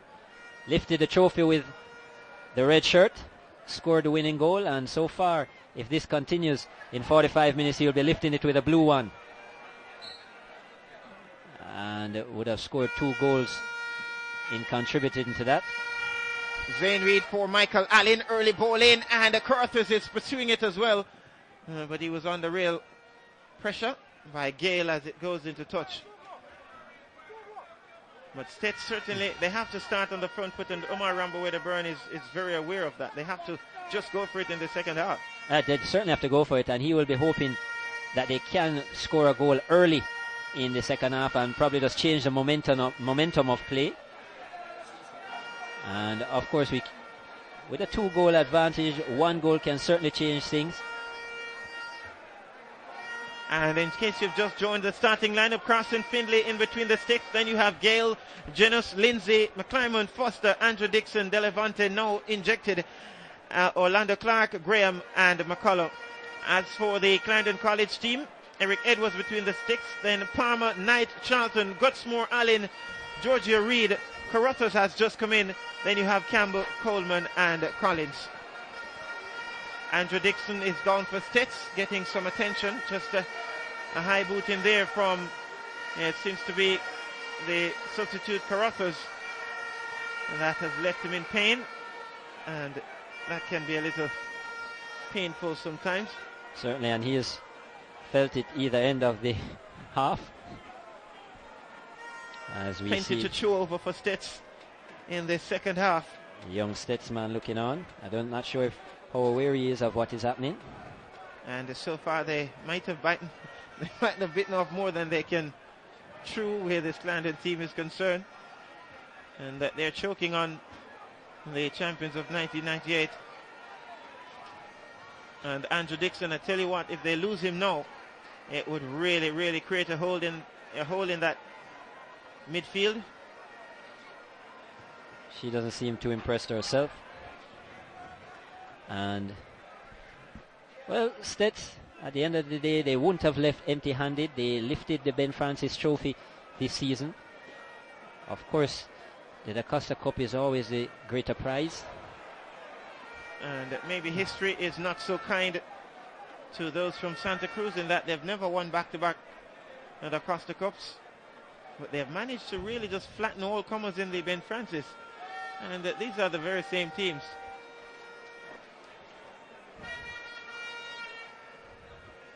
And well, bad touch there from Gutsmore. His touch hasn't been all that great today, but they've just gone back to their passing game again. It will be added with Carruthers in there. See him with a 1 touch. It didn't work this time for Gutsmore, who wasn't reading the play.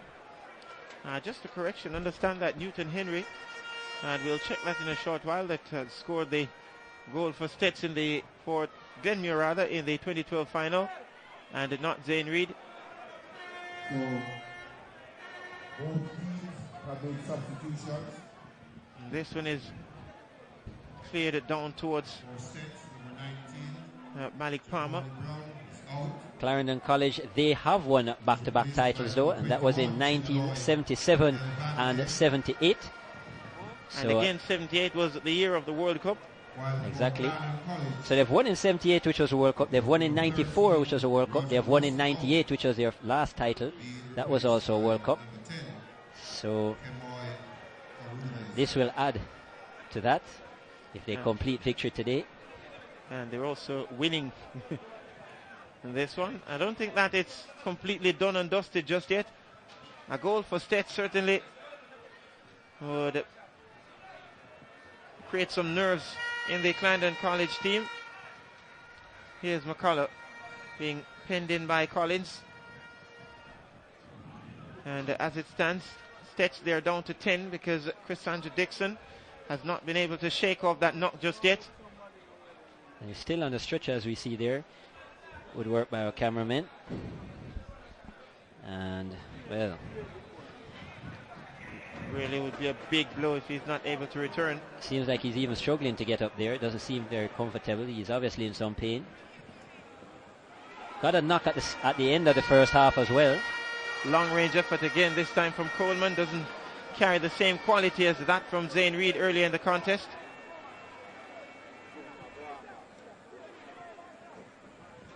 Here is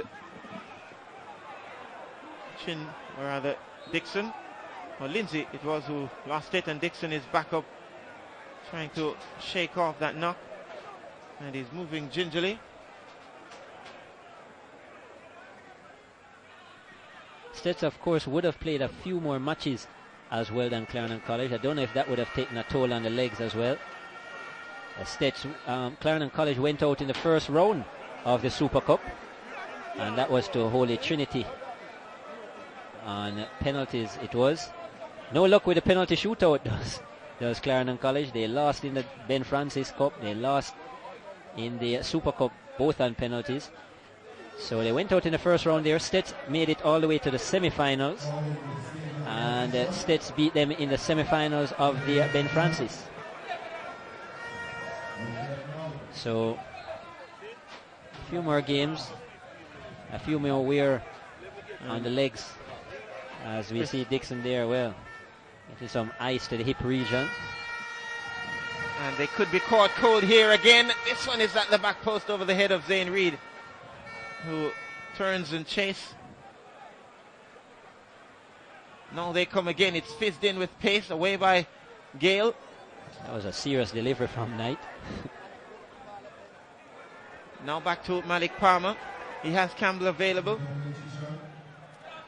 Campbell shifts it forward for Carthers. And a little bit too fancy. Gives possession away to Steths, and Clarendon College have won it back almost immediately. They want to get complacent here. Charlton has made a good run off the shoulders of the defenders, but this time the flag is up. Don't want to get complacent by any means, Clarendon College, and I'm sure Coach Walters, Jackie Walters, will be very aware of that. Another goal now would probably just put it behind Steths. I don't see them coming back from a 3-goal deficit without their two main men up front. They have nothing going as an attacking threat right now. And so 3-0 down certainly. We've seen they haven't really been able to create a lot of problems so far in the second half.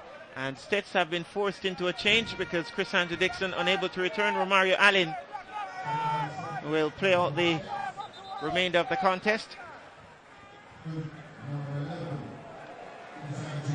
So that's a massive blow for Steths. They just couldn't wait any longer on Romario Allen to shake off that one. And so Chris Andrew Dixon has been pulled out. Romario Allen comes in. They couldn't wait on Dixon to shake off that one any longer. Dixon certainly one of the better players here today within the midfield for Steths. He was trying to hold it together, get a lot of passes going forward, but it's been all Clarendon College so far, and more importantly it's been all them on the score sheet. So 2 forced changes for Steths, Allen for the Levante, not the greatest of passes. Siegel Knight moves it out towards Michael Allen. Clarendon College, they have made one. Wasn't forced though. Zane Reed has lost it. Rectified though, and that should be a free kick. A late challenge from Roshane McClymont, and he could be booked. And, this could be a very interesting position, especially with the left foot of Zane Reed. Although it was his right foot devastation, and that was certainly a foul. Made it look a little more acrobatic than necessary, but it was certainly an infringement. And I'm sure at some point we'll also see Shande James, the number 22 for Clarendon College. We saw him in the semi-finals. He's certainly a crowd favorite, young player, and very skillful. Created a lot of problems on the on the left-hand side of the Glenmuir defense. And let's see what this brings. I think that this will be Andrew Gutsmore's territory. And this could be his moment to strike one cleanly. And Siegel Knight is also there, a three-man committee for Clarendon College. Siegel Knight looks like he wants to take it as well. This certainly is suited more for the left footer of Andrew Gutsmore. The lights come on here at Catherine Hall, but so far Steths, they are in the dark. Gutsmore, too much height. Disappointing from Gutsmore. He hasn't really had that same quality game as we saw in the semi-finals, and his passes have been off today, his control has been off, and his dead ball kick certainly was off. Touchback for Palmer. He gets rid of it quickly. Siegel Knight challenge for it. Now Graham in possession. Waited way too long. Now he gets it back. He's gone away from Carothers. On for Trevay McCullough. And the movement from Steths, it really hasn't been up to scratch. Very flat. And a while ago we just saw the three midfielders in one line, so no movement, no angles at all. And I would hate to think that they've run out of ideas already, and there's still so much time left in the game.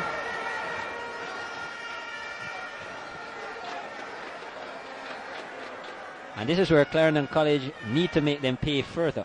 When you see a team not playing well, there's no cohesion within the team, take it to them, score as many as you can, and take the game away from them. The game stays at 2-0. There is just an opportunity for Steths. If they get a goal here and get back in, they can get back into this. Gale needs a good delivery, and this time it's a poor one. Lindsay caught on it by Zane Reed, who really can gallop, and Charlton went. The ball didn't come. Well defended by Steths there. Had that ball gone through, he would have been on the go, Charlton. And well, that one was maybe asking a little bit too much of him. The lights are certainly on in their full capacity now. They were on earlier, and I guess they were taken off, and maybe they were just had them on for testing. And understand that it's a torn ligament on the right side for Chris Andrew Dixon, and that's the reason he was withdrawn. Very unfortunate. He's down, there he is, and he's being propped up there. Well, he'll feel even worse because his team is down by 2-0, and he's unable to help. Steths left on their back after 58 minutes in this. It's an injury to two of their major players, and then they were without their main goal scorer through indiscipline. And you wonder if it's all getting all anticlimactic, and they could yet really put a sting to the contest. Chinloy De Levante goes across. Campbell went with him, and Campbell has come away with it. And you mentioned that Don J. Smith had a Suarez moment. Why not emulate the good aspects of Suarez's game? You want to emulate the biting aspect, which is which is a bad one. That's not the part you want to take with you. And certainly without him, Steths have lost the bite to their game. Carothers is in there, so to his Collins, ball across, it comes out for Gutsmore, who missed it, and Zane Reed also had a bite at it. It's been one of those for Gutsmore, one of those days. And had that been a week ago, Gutsmore would have buried that into the far corner, but it's just one of those things that's not going your way. Here is Allen. Ball across from College, and it was pounced upon by two, and neither was able to really make any meaningful contact. And Wendell Donville is up off the bench. The frustration has pulled him from his seat, and as drizzles, there are some drizzling here in the second city. Some rain has started, scattered clouds around, and this will yet damper the situation for Steths even more. Will make it a little tricky because now the ball will skid across. The keepers will have to be extra careful. Here they come forward, and a wasted effort from distance. I don't think that even he believed in that shot, Lindsay. Again, now just we're seeing some little errors creeping in for the CC team, and this is where they need to be careful. They just need to keep doing what they've been doing all along, keep the ball, pass it around, try not to do too much. Again, they've lost it. Here is McCullough. He needs some good movement. He's found one in Chinloy de Levante. Malik Palmer comes across to accompany him, and he's done the job that Coach Walters would have been pleased with. He has forced him back. In by Foster. Comes down, and the poor old Romario Allen was slow to react. Yeah, very slow. And the two players who have come on are not the quickest around, and giving the CC team more time. Carruthers is trying to bring Zane Reed in, and he's very quick. Early ball, it might be a flag here, and out comes Carson Findlay. The flag was up, but the referee has played the advantage. Now they have lost it. Coleman's ball is not the greatest.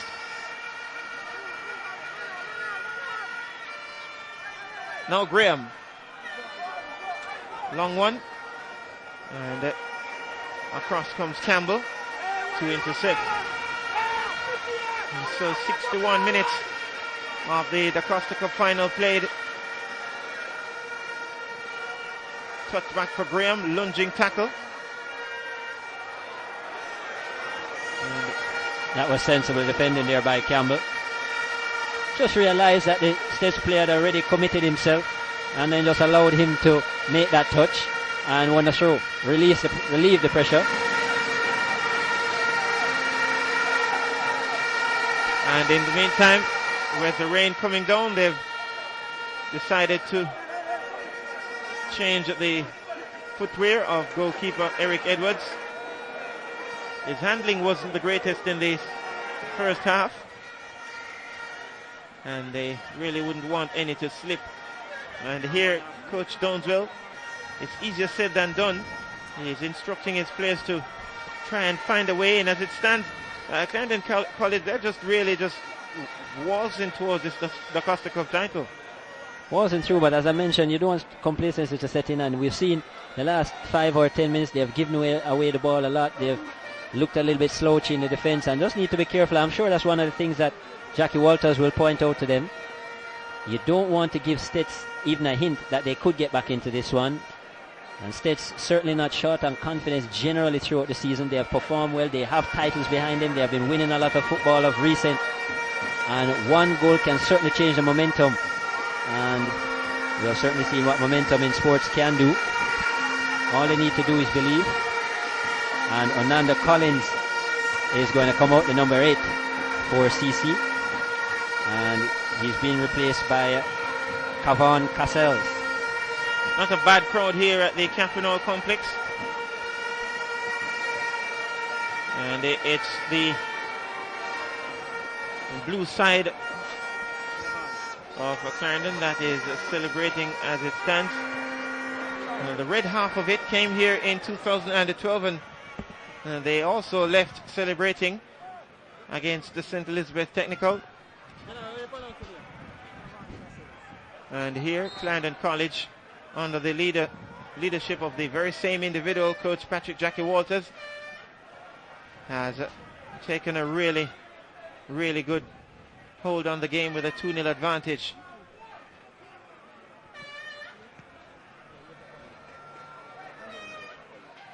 Here goes Lindsay. On forward, Delevante caught on his heels.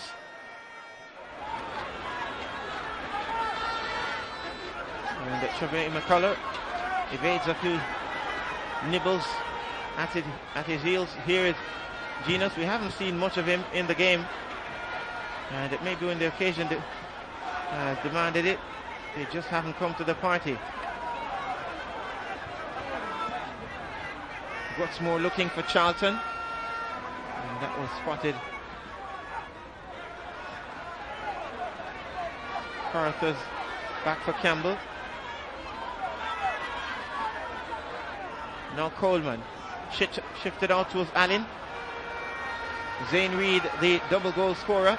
Seagull Knight, heavy first touch, showed a little too much of it, but then got out of it, and Collins has misplaced his pass aimed for Charlton, and maybe the last chance for him to make an impact on the game. He will be pulled out in just a short while. Here is Gutsmore. Hangs one delightfully towards Zane Reid, and that was knocked away.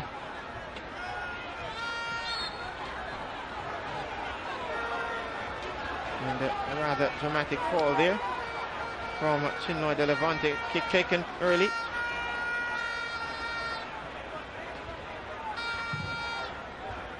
And again, the final product from Steths has been disappointing.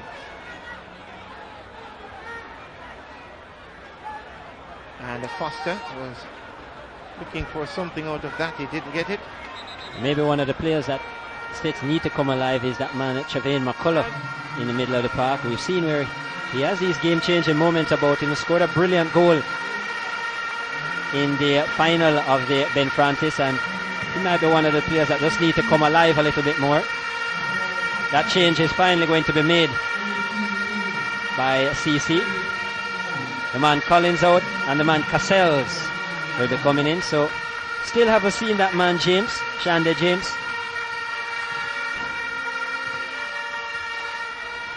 And on the go. It's so ironic, Damien, that this season that I think arguably the goals, we'll come back to that after this.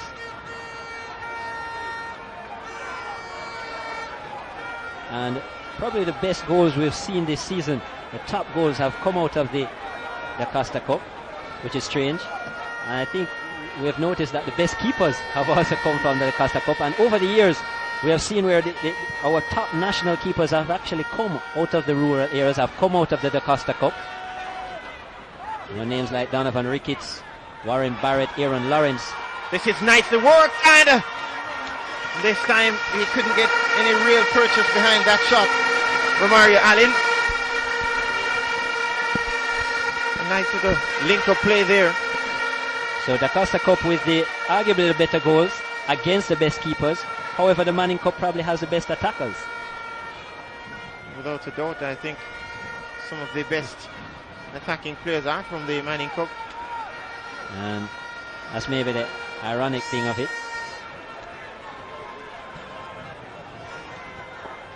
Here's Cassels on for Gutsmore, gets it back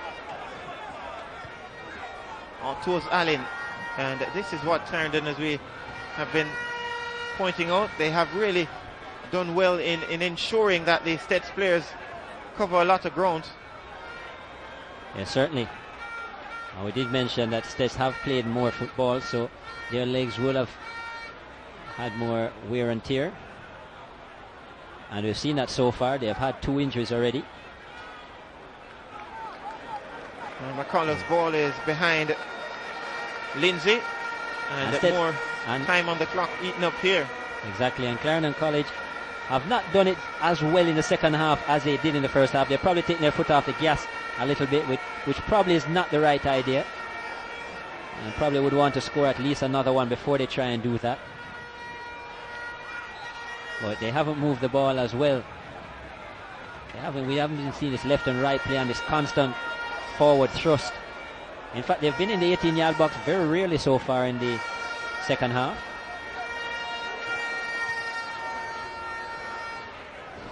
Now Allen, Charlton wants to make a run behind the defenders. That's a poor ball. Now Trevor McCullough does a survey up ahead, and the goalkeeper has a good starting position. And luckily for him, he read the situation very well. Now this time he didn't miss because it came at his feet. Oh, this is an awkward situation for Steths.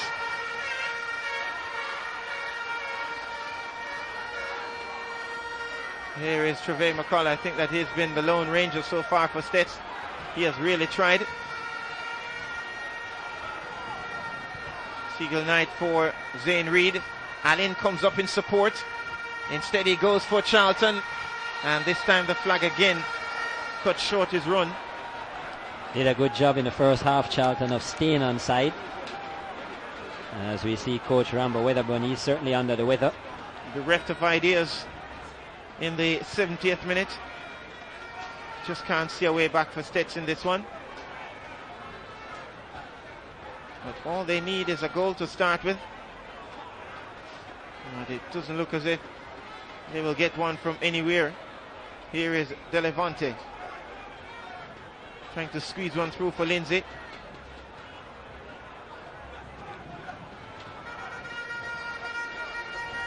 And the thing is that you look at Stetson with 20 minutes to play, they really haven't changed gears in this one.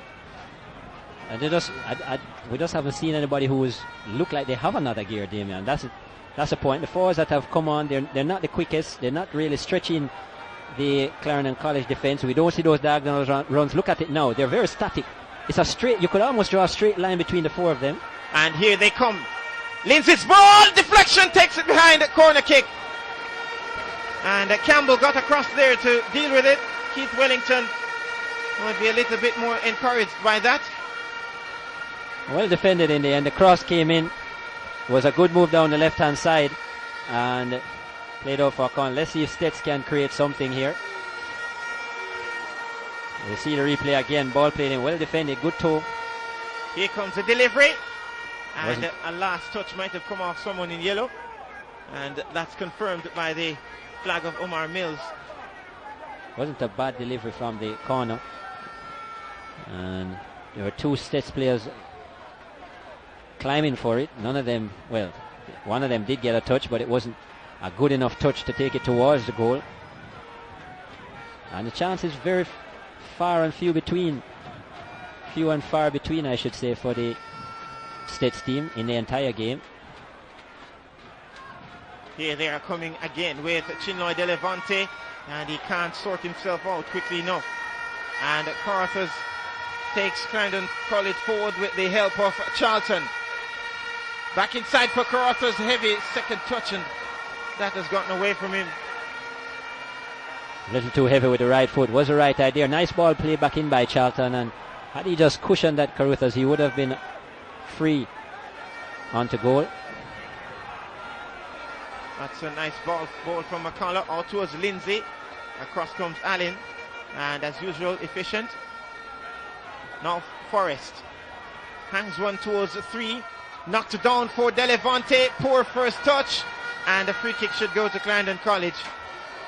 That was a nice knockback down by Akita Graham. And just needed to have done better with that was Delevante with the first touch, as you mentioned, and just couldn't get anything going.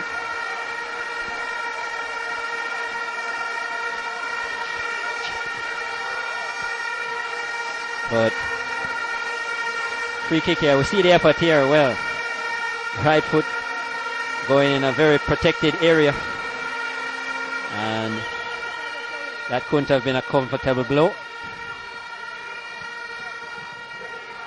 Now we see this man Eric Edwards will take the kick here. He has been quite lucky so far in this game. Hasn't really been tested in the second half, but in the first half was a little bit wild. Don't know if we could have put it down to nerves, but got away with it. 2 clearances off the line. Not much time left for Steths to try and keep hold of that. As it stands, the confettis will be blue and yellow. I guess that's a Blue safe being color. the dominant color. That's a safe color, but dominant blue in there. I guess Issa couldn't have gotten that wrong. Anyway, it went, it would have been blue and yellow. But from what we've seen so far, it will be the blue and yellow from the parish of Clarendon. The school who has won 6 Dacosta Cups so far. None in the last 16 years. Seventh hold is just about 16 minutes away plus stoppage time. Shane McClymont is asking McCullough to gallop a long distance. And as far as I remember, it will be the third for Jackie Walters on the Clarendon College, or in charge of Clarendon College. Romain Blake might yet get a chance to turn the tide. Here is Coleman. We haven't seen a lot of him in the second half. I think that Clarendon College, they have taken their foot off the pedal a whole lot. A lot, and this is one of the few times we've actually seen Charlton involved. Goes for Caruthers this time. Well, that touch a little too far away from him. But I agree, they've just been taking it easy. I guess, they've said, well, we've done enough. Combination plays. Allen has taken his chance, and certainly he's not a happy bloke at all. And the scoreline is the reason.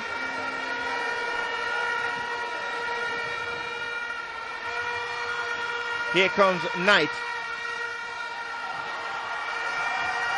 Still Knight, and he's still going, dives, and what the decision? Penalty! And I think that Seagull Knight has done well to win that penalty, but that to me was an exaggerated fall, and it was bought by the referee. Might have yet been touched by Gale. Well, let's see it here. It was good skill by Knight, showing off a bit. I guess this is the time for showing off. Cut back in, going for the right foot again, and that's a foul, Damien. That's a foul. Certainly a trip. I don't think he exaggerated the fall. The leg was right across him. Let's see it here again. I think you're being a little harsh tonight. Well, we're awaiting the penalty now. Here was a cutback, and he trips him. He takes out the right foot.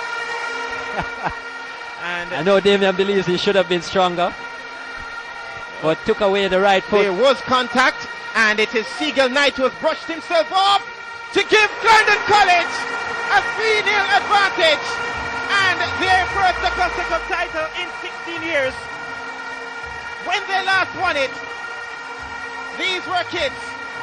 Seagull Knight was maybe just a year plus, but here he is. He has scored in the Dacosta Cup final, and Clarendon College has wrestled away the coveted prize from those in Santa Cruz.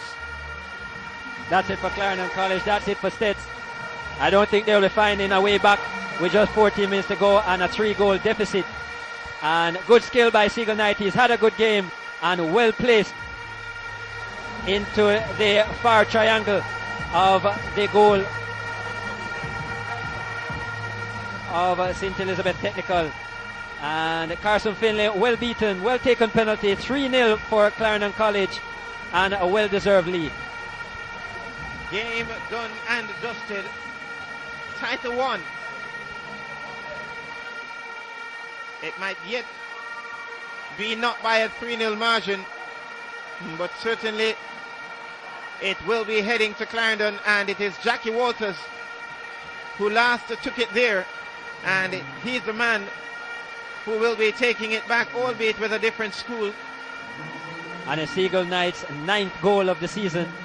Scored a penalty in the semi-final. Scored a penalty here again tonight, along with 2 goals from Zane Reid. And they might not be finished yet, but maybe showboating a little bit to earn that penalty tonight. Very skillful player and has no problem with showing it to the fans. He did that and won a penalty for his team as well.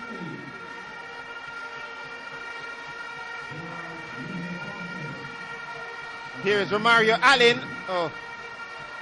And that pretty much puts a summary to Steths' evening so far. And those two changes that they've made have had no impact on the game thus far. The two changes up front. And it's been very disappointing for Steths. We've seen Delavante and Allen, and nothing to even suggest that they're going to get onto the score sheet. And a substitute is being substituted, Chinloy Delavante. He heads back to the bench in favor of Romain Blake. Slightly holding the groin is Delavante. I don't know if that's an excuse or an actual injury, but not often you see the substitute being substituted. But I think frustration has hit the bench of St. Elizabeth Technical and Rambo Weatherburn and Wendell Downswell.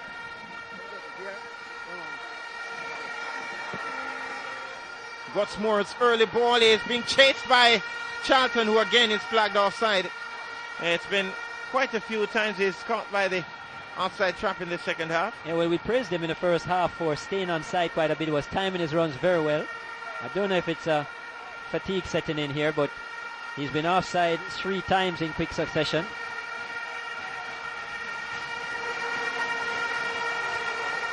I think the fans, the Clarendon fans, certainly realize that they're just playing time at this moment.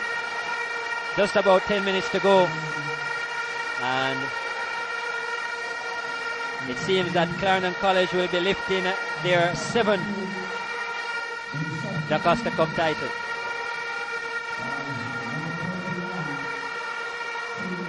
Malik Palmer goes under it. Here's Allen, first time effort. Just going wide. She is still happy. 10 minutes to play.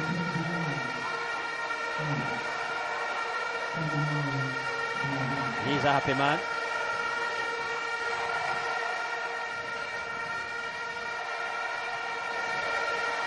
And this will be his 4th title with Clarendon College. Jackie Walters having won in 94, 96 and 98. It's always interesting that a coach can go 360 and then come back to have success at the very same institution where he started it. Exactly.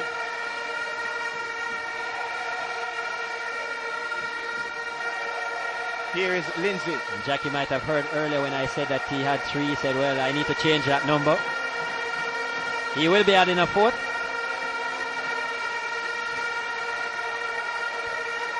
He's also won 3 with Glenmuir High School as well. 2004, 2006 and 2012. Early ball here for Lindsay, and Malik Palmer has the legs late in the day to get across there with him.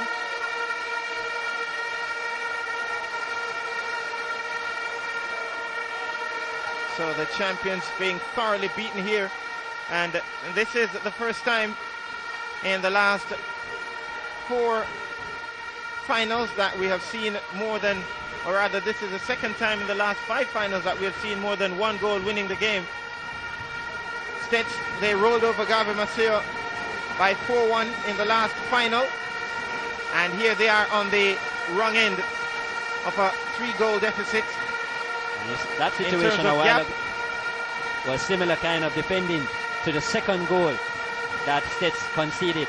And just notice how the defender a while ago got his body in front of him well. Lindsay working his way into a shooting position, but he has found Allen in the way. And Roshane McClymont is very frustrated. And he was that guilty man on that occasion with the defending. And anyhow, no area of the game has gone well for Steths today. They have suffered from missing players, they have suffered from injuries, they have suffered from defensive lapses, and they have suffered from a nil when it comes to upfront attacks and creativity. And so far, they have a nil on the scorecard as well. And it could get even more flattering for Clarendon College. Zane Reid is going, and the goalkeeper has come up big again, crossing Finlay. And Zane Reid wanted something from the referee. And he has stayed down at the other end. Would have been the hat-trick for Zane Reid had he gotten that one. He scored twice already. And Shanda James will get the final 7 minutes to put on the vanishing touch on this performance from Clarendon College. Creighton Charlton will be withdrawn. A good day for Charlton at the office. Maybe that change might just be adjusted depending on if Zane Reid can recover. But it will be the youngster we spoke about earlier. And this was a chance here. Zane Reid going through it. That was a high boot there. Wasn't going to get the penalty for, well, that was outside of the box in any case. And I just think it's two players bustling for the ball there. I don't think that warranted a penalty call. Got off his shot in the end as well. It was half stopped by Finlay. And it seems that probably Zane Reid might be the one pulled out, and in fact it is Zane Reid. So Zane Reid will come out. It will be Charlton to remain on the field. And well, the youngster gets his opportunity, Shanda James, and just hear this crowd. He's a crowd favourite. And the young Shanda James, very skillful youngster, created a lot of problems for Glenmuir on the left-hand side of their defence. It looks like he will go over there as well this time. Plenty up ahead of him in terms of his future. And here he is, trying to get the ball. Shane McClymon's ball is a wasted one. And it's been disappointing for Steths. We take a look there at the Clarendon College bench. All smiles. They're very happy. It has been their day. They've certainly turned up at the party in every way. And it's been a disappointing performance by Steths. It was disappointing even before the game even started, with the word that they would be without two of their main men. One of them, I don't think that you can blame this man on the ball, McCullough. He has really given his all. Quickly taken kick, he gets it back. Maybe needs an early ball in. A delicate chip spotted by Gutsmore, and Carruthers can make a gallop, but his avenue has been blocked. And it's a free kick to Steths as Carruthers grabbed hold of Gale. Carruthers is trying to do too much, but I guess this is showboating time now for the Clarendon team. And maybe you'll see a lot more of the individuality.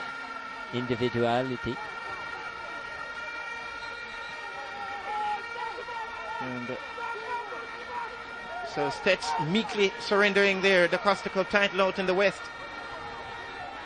And they can't be disappointed enough. It has been a dark day for them.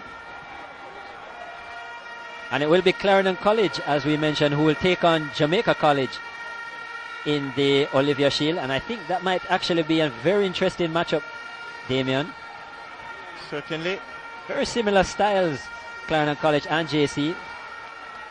Both ball handling teams like to pass the ball around, and usually those are the teams that give JC more trouble. We saw St. George's create a lot of trouble and eventually beating them in the Walker Cup final.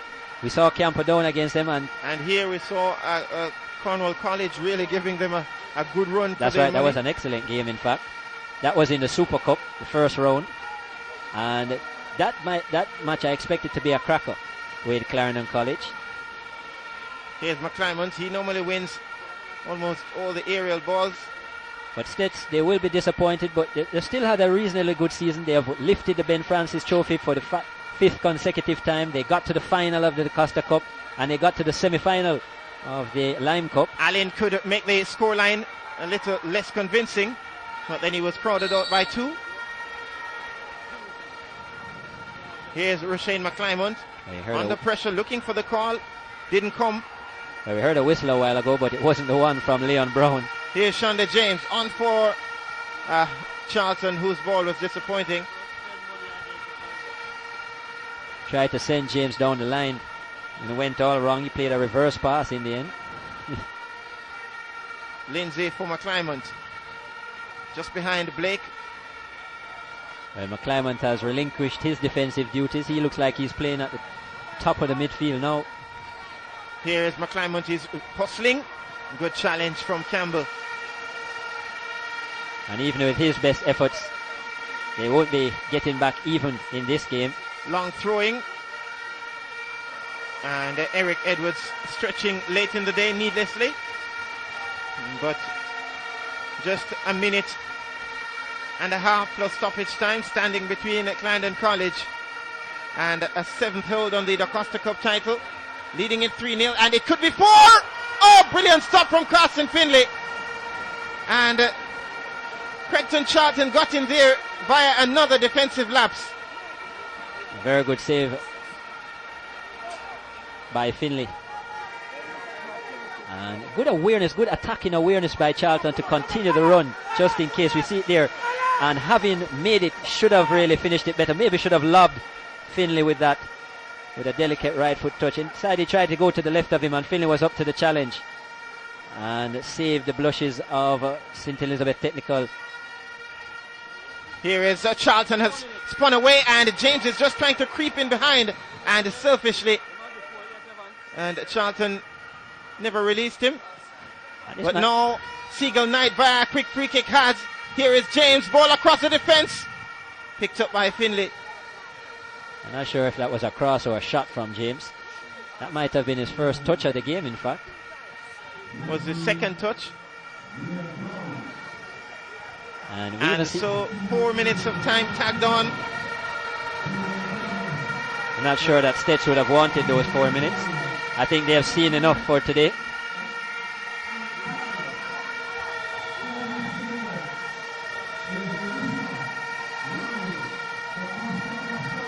Here is Shane McClymont under heavy marshalling.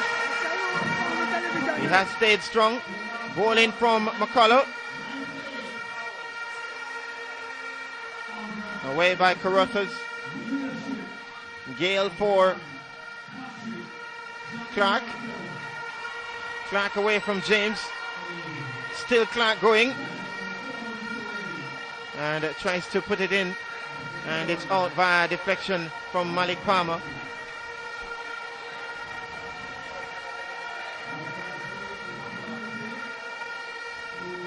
Shandy James' ball is for Seagull Knight. Over the top, looking for Charlton. And this could be problematic. Out comes Carson Finlay. And he has a lot on his challenge. And goalkeepers are protected species. They're allowed to get away with a lot. And Charlton has just found that out. I see the crowd here. Charlton going into the challenge. And Finlay came out. He looked like he cleaned up everything, including the head of Creighton Charlton. And he will have a bruise on that left side of his forehead, as we see there. He certainly got the studs. And that might be a nasty hit there on the side of his head. And he was taking no prisoners, was Carson Finlay. Probably very frustrated, and she doesn't look a happy camper there at all. I guess she is supporting the team wearing yellow. I think the look on the face tells you everything. She looks like she's lost most of her nails as well through biting. Might have to stop on her way in at the beauty parlor. 2 minutes left in the 2014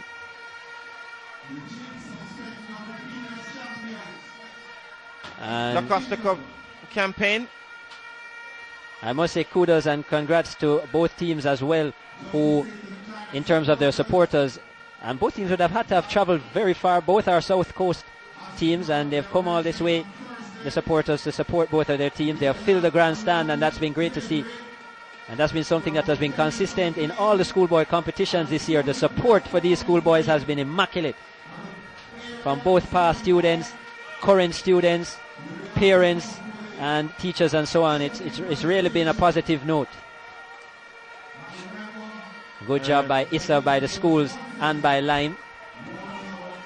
And celebration time already in the stands, and Eric Edwards, this time his hands are safe.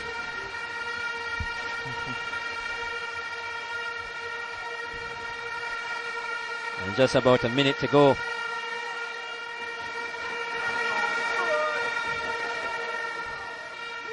On this occasion, this match has been decided. We've seen the last few matches we've done in the Dacosta Cup and Ben Francis so far. They have gone down to the wire. Steths in possession, just seconds remaining. About 25 of them. And you can start the countdown to the celebration for Clarendon College. And the referee had a little glance at the watch, and maybe in 5, 4, 3, 2, 1, and we're still counting. The referee, the 4 minutes have expired, and so too has Steths hold on the Dacosta Cup title. Clarendon College are champions again. And as the fans across from central Jamaica spread out in the west, this is the moment that Jackie Walters had long waited for, to return to the home of his greatest stomping ground, where he won 3 titles before this afternoon. Steths provided him with a third while he was at Glenmuir. Here he returned with Clarendon College out in the west and has wrestled the coveted prize away from St. Elizabeth. Santa Cruz, they have been stripped, and the number 1 team in the land in the Dacosta Cup now lives in Clarendon, Shackleton to be exact. Thanks to Jackie Walters once again. He said he wanted his crocodile license and he went hunting. He has made the capture, and those out in Shackleton will welcome him with open arms once again. This was how it all happened. 1 cleared off the line, and from there on it was all Clarendon College. A brilliant save from Carson Findlay, and this one, Zane Reid was in the thick of things, and he would have had the final say. Well, certainly one-way traffic, Damien, and it was all the team in blue, and this was one of the few attempts. This was into the box. This was in the first half. A nice ball put across the box from St. Elizabeth Technical. They didn't have much going forward, and this was one of the first attempts. This fell to Gregton Charlton, and his left-footed attempt went over the bar. He wouldn't get on the score sheet, but his team certainly would. And this was another attempt which was blasted over the bar by Clarendon College. They were very wasteful in the Furlers Smith, and what a strike this was from 45 yards out. That would break the deadlock from Zane Reid. A magnificent right-footed attempt, and that was 1-0. This would be 2-0. Poor defending by McClymont. Goalkeeper Finlay left stranded, and Zane Reid would pick up his brace. It was 2-0 to the team from Clarendon, and this was a lucky moment for them. It was cleared off the line, and it wasn't good in the first half. Was goalkeeper Eric Edwards was a little bit wild, and luckily for him, his team was there to help him out and to keep the state score at 0. This was another responsible bit of goalkeeping, and this now a second half action, and this Gregton Charlton showing some skill, platting over the ball. Steths had a 2-0 advantage at this point, and certainly turning on the Styles. Nice ball played inside the box, looking for Carruth as a substitute, and this was one of the rare times that they got into the box. This was Seagull Knight. This was how they would win the penalty. What skill there, and then he was brought down. Might have gone down very easily, but the penalty certainly very decisive. It was placed nicely into the triangle of the goal. Seagull Knight would pick up his 9th of the season. Zane Reid with his brace added his 6th and 7th, and this was another opportunity. This would fall to Charlton, but today would not be his day to get on the score sheet. He would not add any more to his 12 goals he has for the season. And Steths were thoroughly beaten by Clarendon College, 3-0, and Clarendon College pick up their 7th Dacosta Cup title. Jackie Walters picks up his 7th Dacosta Cup title, 4 with Clarendon College, 3 with Glenmuir. And we take a look at the statistics here. 62% possession to 38. It was all Clarendon College. quite a clean game. There were no cards shown by the referee, Leon Brown. The officials had a good game. He allowed the game to flow quite nicely. And we see fouls committed, 20 between the two. And there is Jackie Walters, the coach of the moment. And let's hear what he has to say. You said you wanted your crocodile license, you went and you got it. Now you've made the capture. Congratulations. Thank you very much. Thank you. It's a good feeling. It's a good feeling. Yeah. And of course, you would have looked at the Steths team. They played very well up to this point. And without Don J. Smith, how well did you plan for them coming into this one? Well, it wasn't so much planning for Steths, but it's much up in terms of how we want to play. In other words, to dominate the game. And I think arriving in Montego on Wednesday, while a session on the field, and there was a clear indication that we would have been victorious. You said to me last season when you went out against Monroe 1-1 at Juicy Patties that this season you would have won the title. What made you so confident then? Well, it's the kind of support you get from the past students to an extent, and the quality players you have in terms of to use, and I think that is a significant factor. Summarize for me the 90 minutes today. How well do you think your team played? I think they played very well. I think they could have been a little bit more efficient. I think they got complacent sometimes, but all in all, I think it was a very good performance. All right, Coach. How does it feel for you? You won 3 titles with them, and of course, how good does it feel to have gone back after 1998 and winning? It was very important because there was a 3-barrier jinx, and but we wanted to break that 3-barrier jinx, so then we broke it. All the best, Coach, going forward. Yeah, man. And so we're going to have a word now with Omar Rambo Wedderburn, and we're here. You took on the name of a crocodile in all this, and now you have been captured. Yes, you can say that, because that's the way it is. I think Clarendon come out today and they display that they wanted the title more than us, and you could see they play to their coach's instruction. I think technical today wasn't disciplined enough, and I want to say congratulations to Mr. Walton and his team, No Don J. Smith, how much did that hurt you? And Giovanni Brownie was only bits and pieces. Yeah, but as we say, we have a team, and if final couldn't put off those two players, so we have to come out and give it what we have. And I think give it our best try, but it wasn't good enough. So that's the way it is. History just doesn't favor you where winning back-to-back titles are concerned in the Dacosta Cup. And, you came out here today. How well do you think your team played to what you asked them to do? Well, I think second half will look much better than first half, because first half Clarendon have the round of play and they destroy us from first half. So, that's the way it is at time. We have to fight again next time. All the best going forward, Coach. All right, yeah, man. So there you have it. Rambo Wedderburn. We're going to have the official presentation in just a short while. And so the Clarendon College team getting ready to lay hands on the symbol of school board supremacy in the Dacosta Cup. It has been a really, really good season for Steths. Even though they have lost, they went to the Ben Francis final, they won it. Could you just, Clarendon College, please come forward for the presentation. Clarendon College, please come forward. Clarendon College,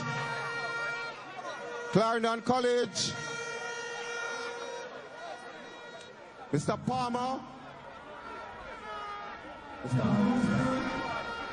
And so Clarendon College getting ready to grab hold of the title for the 7th time in their history. It's now in the possession of the ISA president, Dr. Walton Small. The VP of Marketing, Carla Redwood, is also there. Eric Edwards, the captain of the Clarendon College team,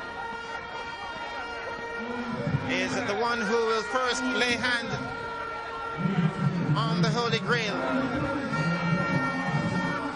They have worked assiduously. They have battled long and hard.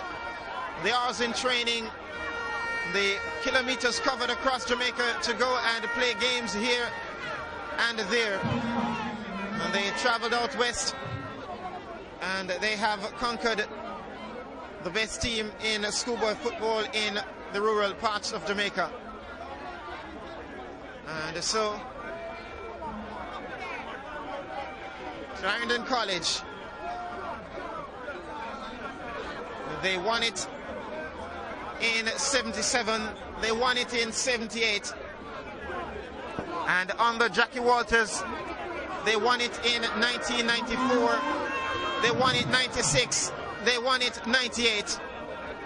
Fast forward 16 years later, Jackie Walters left Glenmuir for Clarendon College, and here it is. This is what it means to those in Clarendon, out in Chapelton. They are champions again. They waited a very, very long time, but the hard work has paid off. Congratulations to Clarendon College. They have proven to be the best in the Dacosta Cup. They lost to Steths in the Ben Francis semi-final, but this is the one that they really wanted. It gives them a chance to have a shot at Jamaica College in the Olivia Shield. And this is all the Dacosta Cup will have to show for this season. Clarendon College have captured the title for the 7th time. We're going to say goodbye from the Catherine Hall Complex, and the next time you see us, December 6th, at the Juicy Patties Complex, it will be the Olivia Shield final between Clarendon College and Jamaica College. Only one game this time around. Until we see you then, it's bye-bye for now.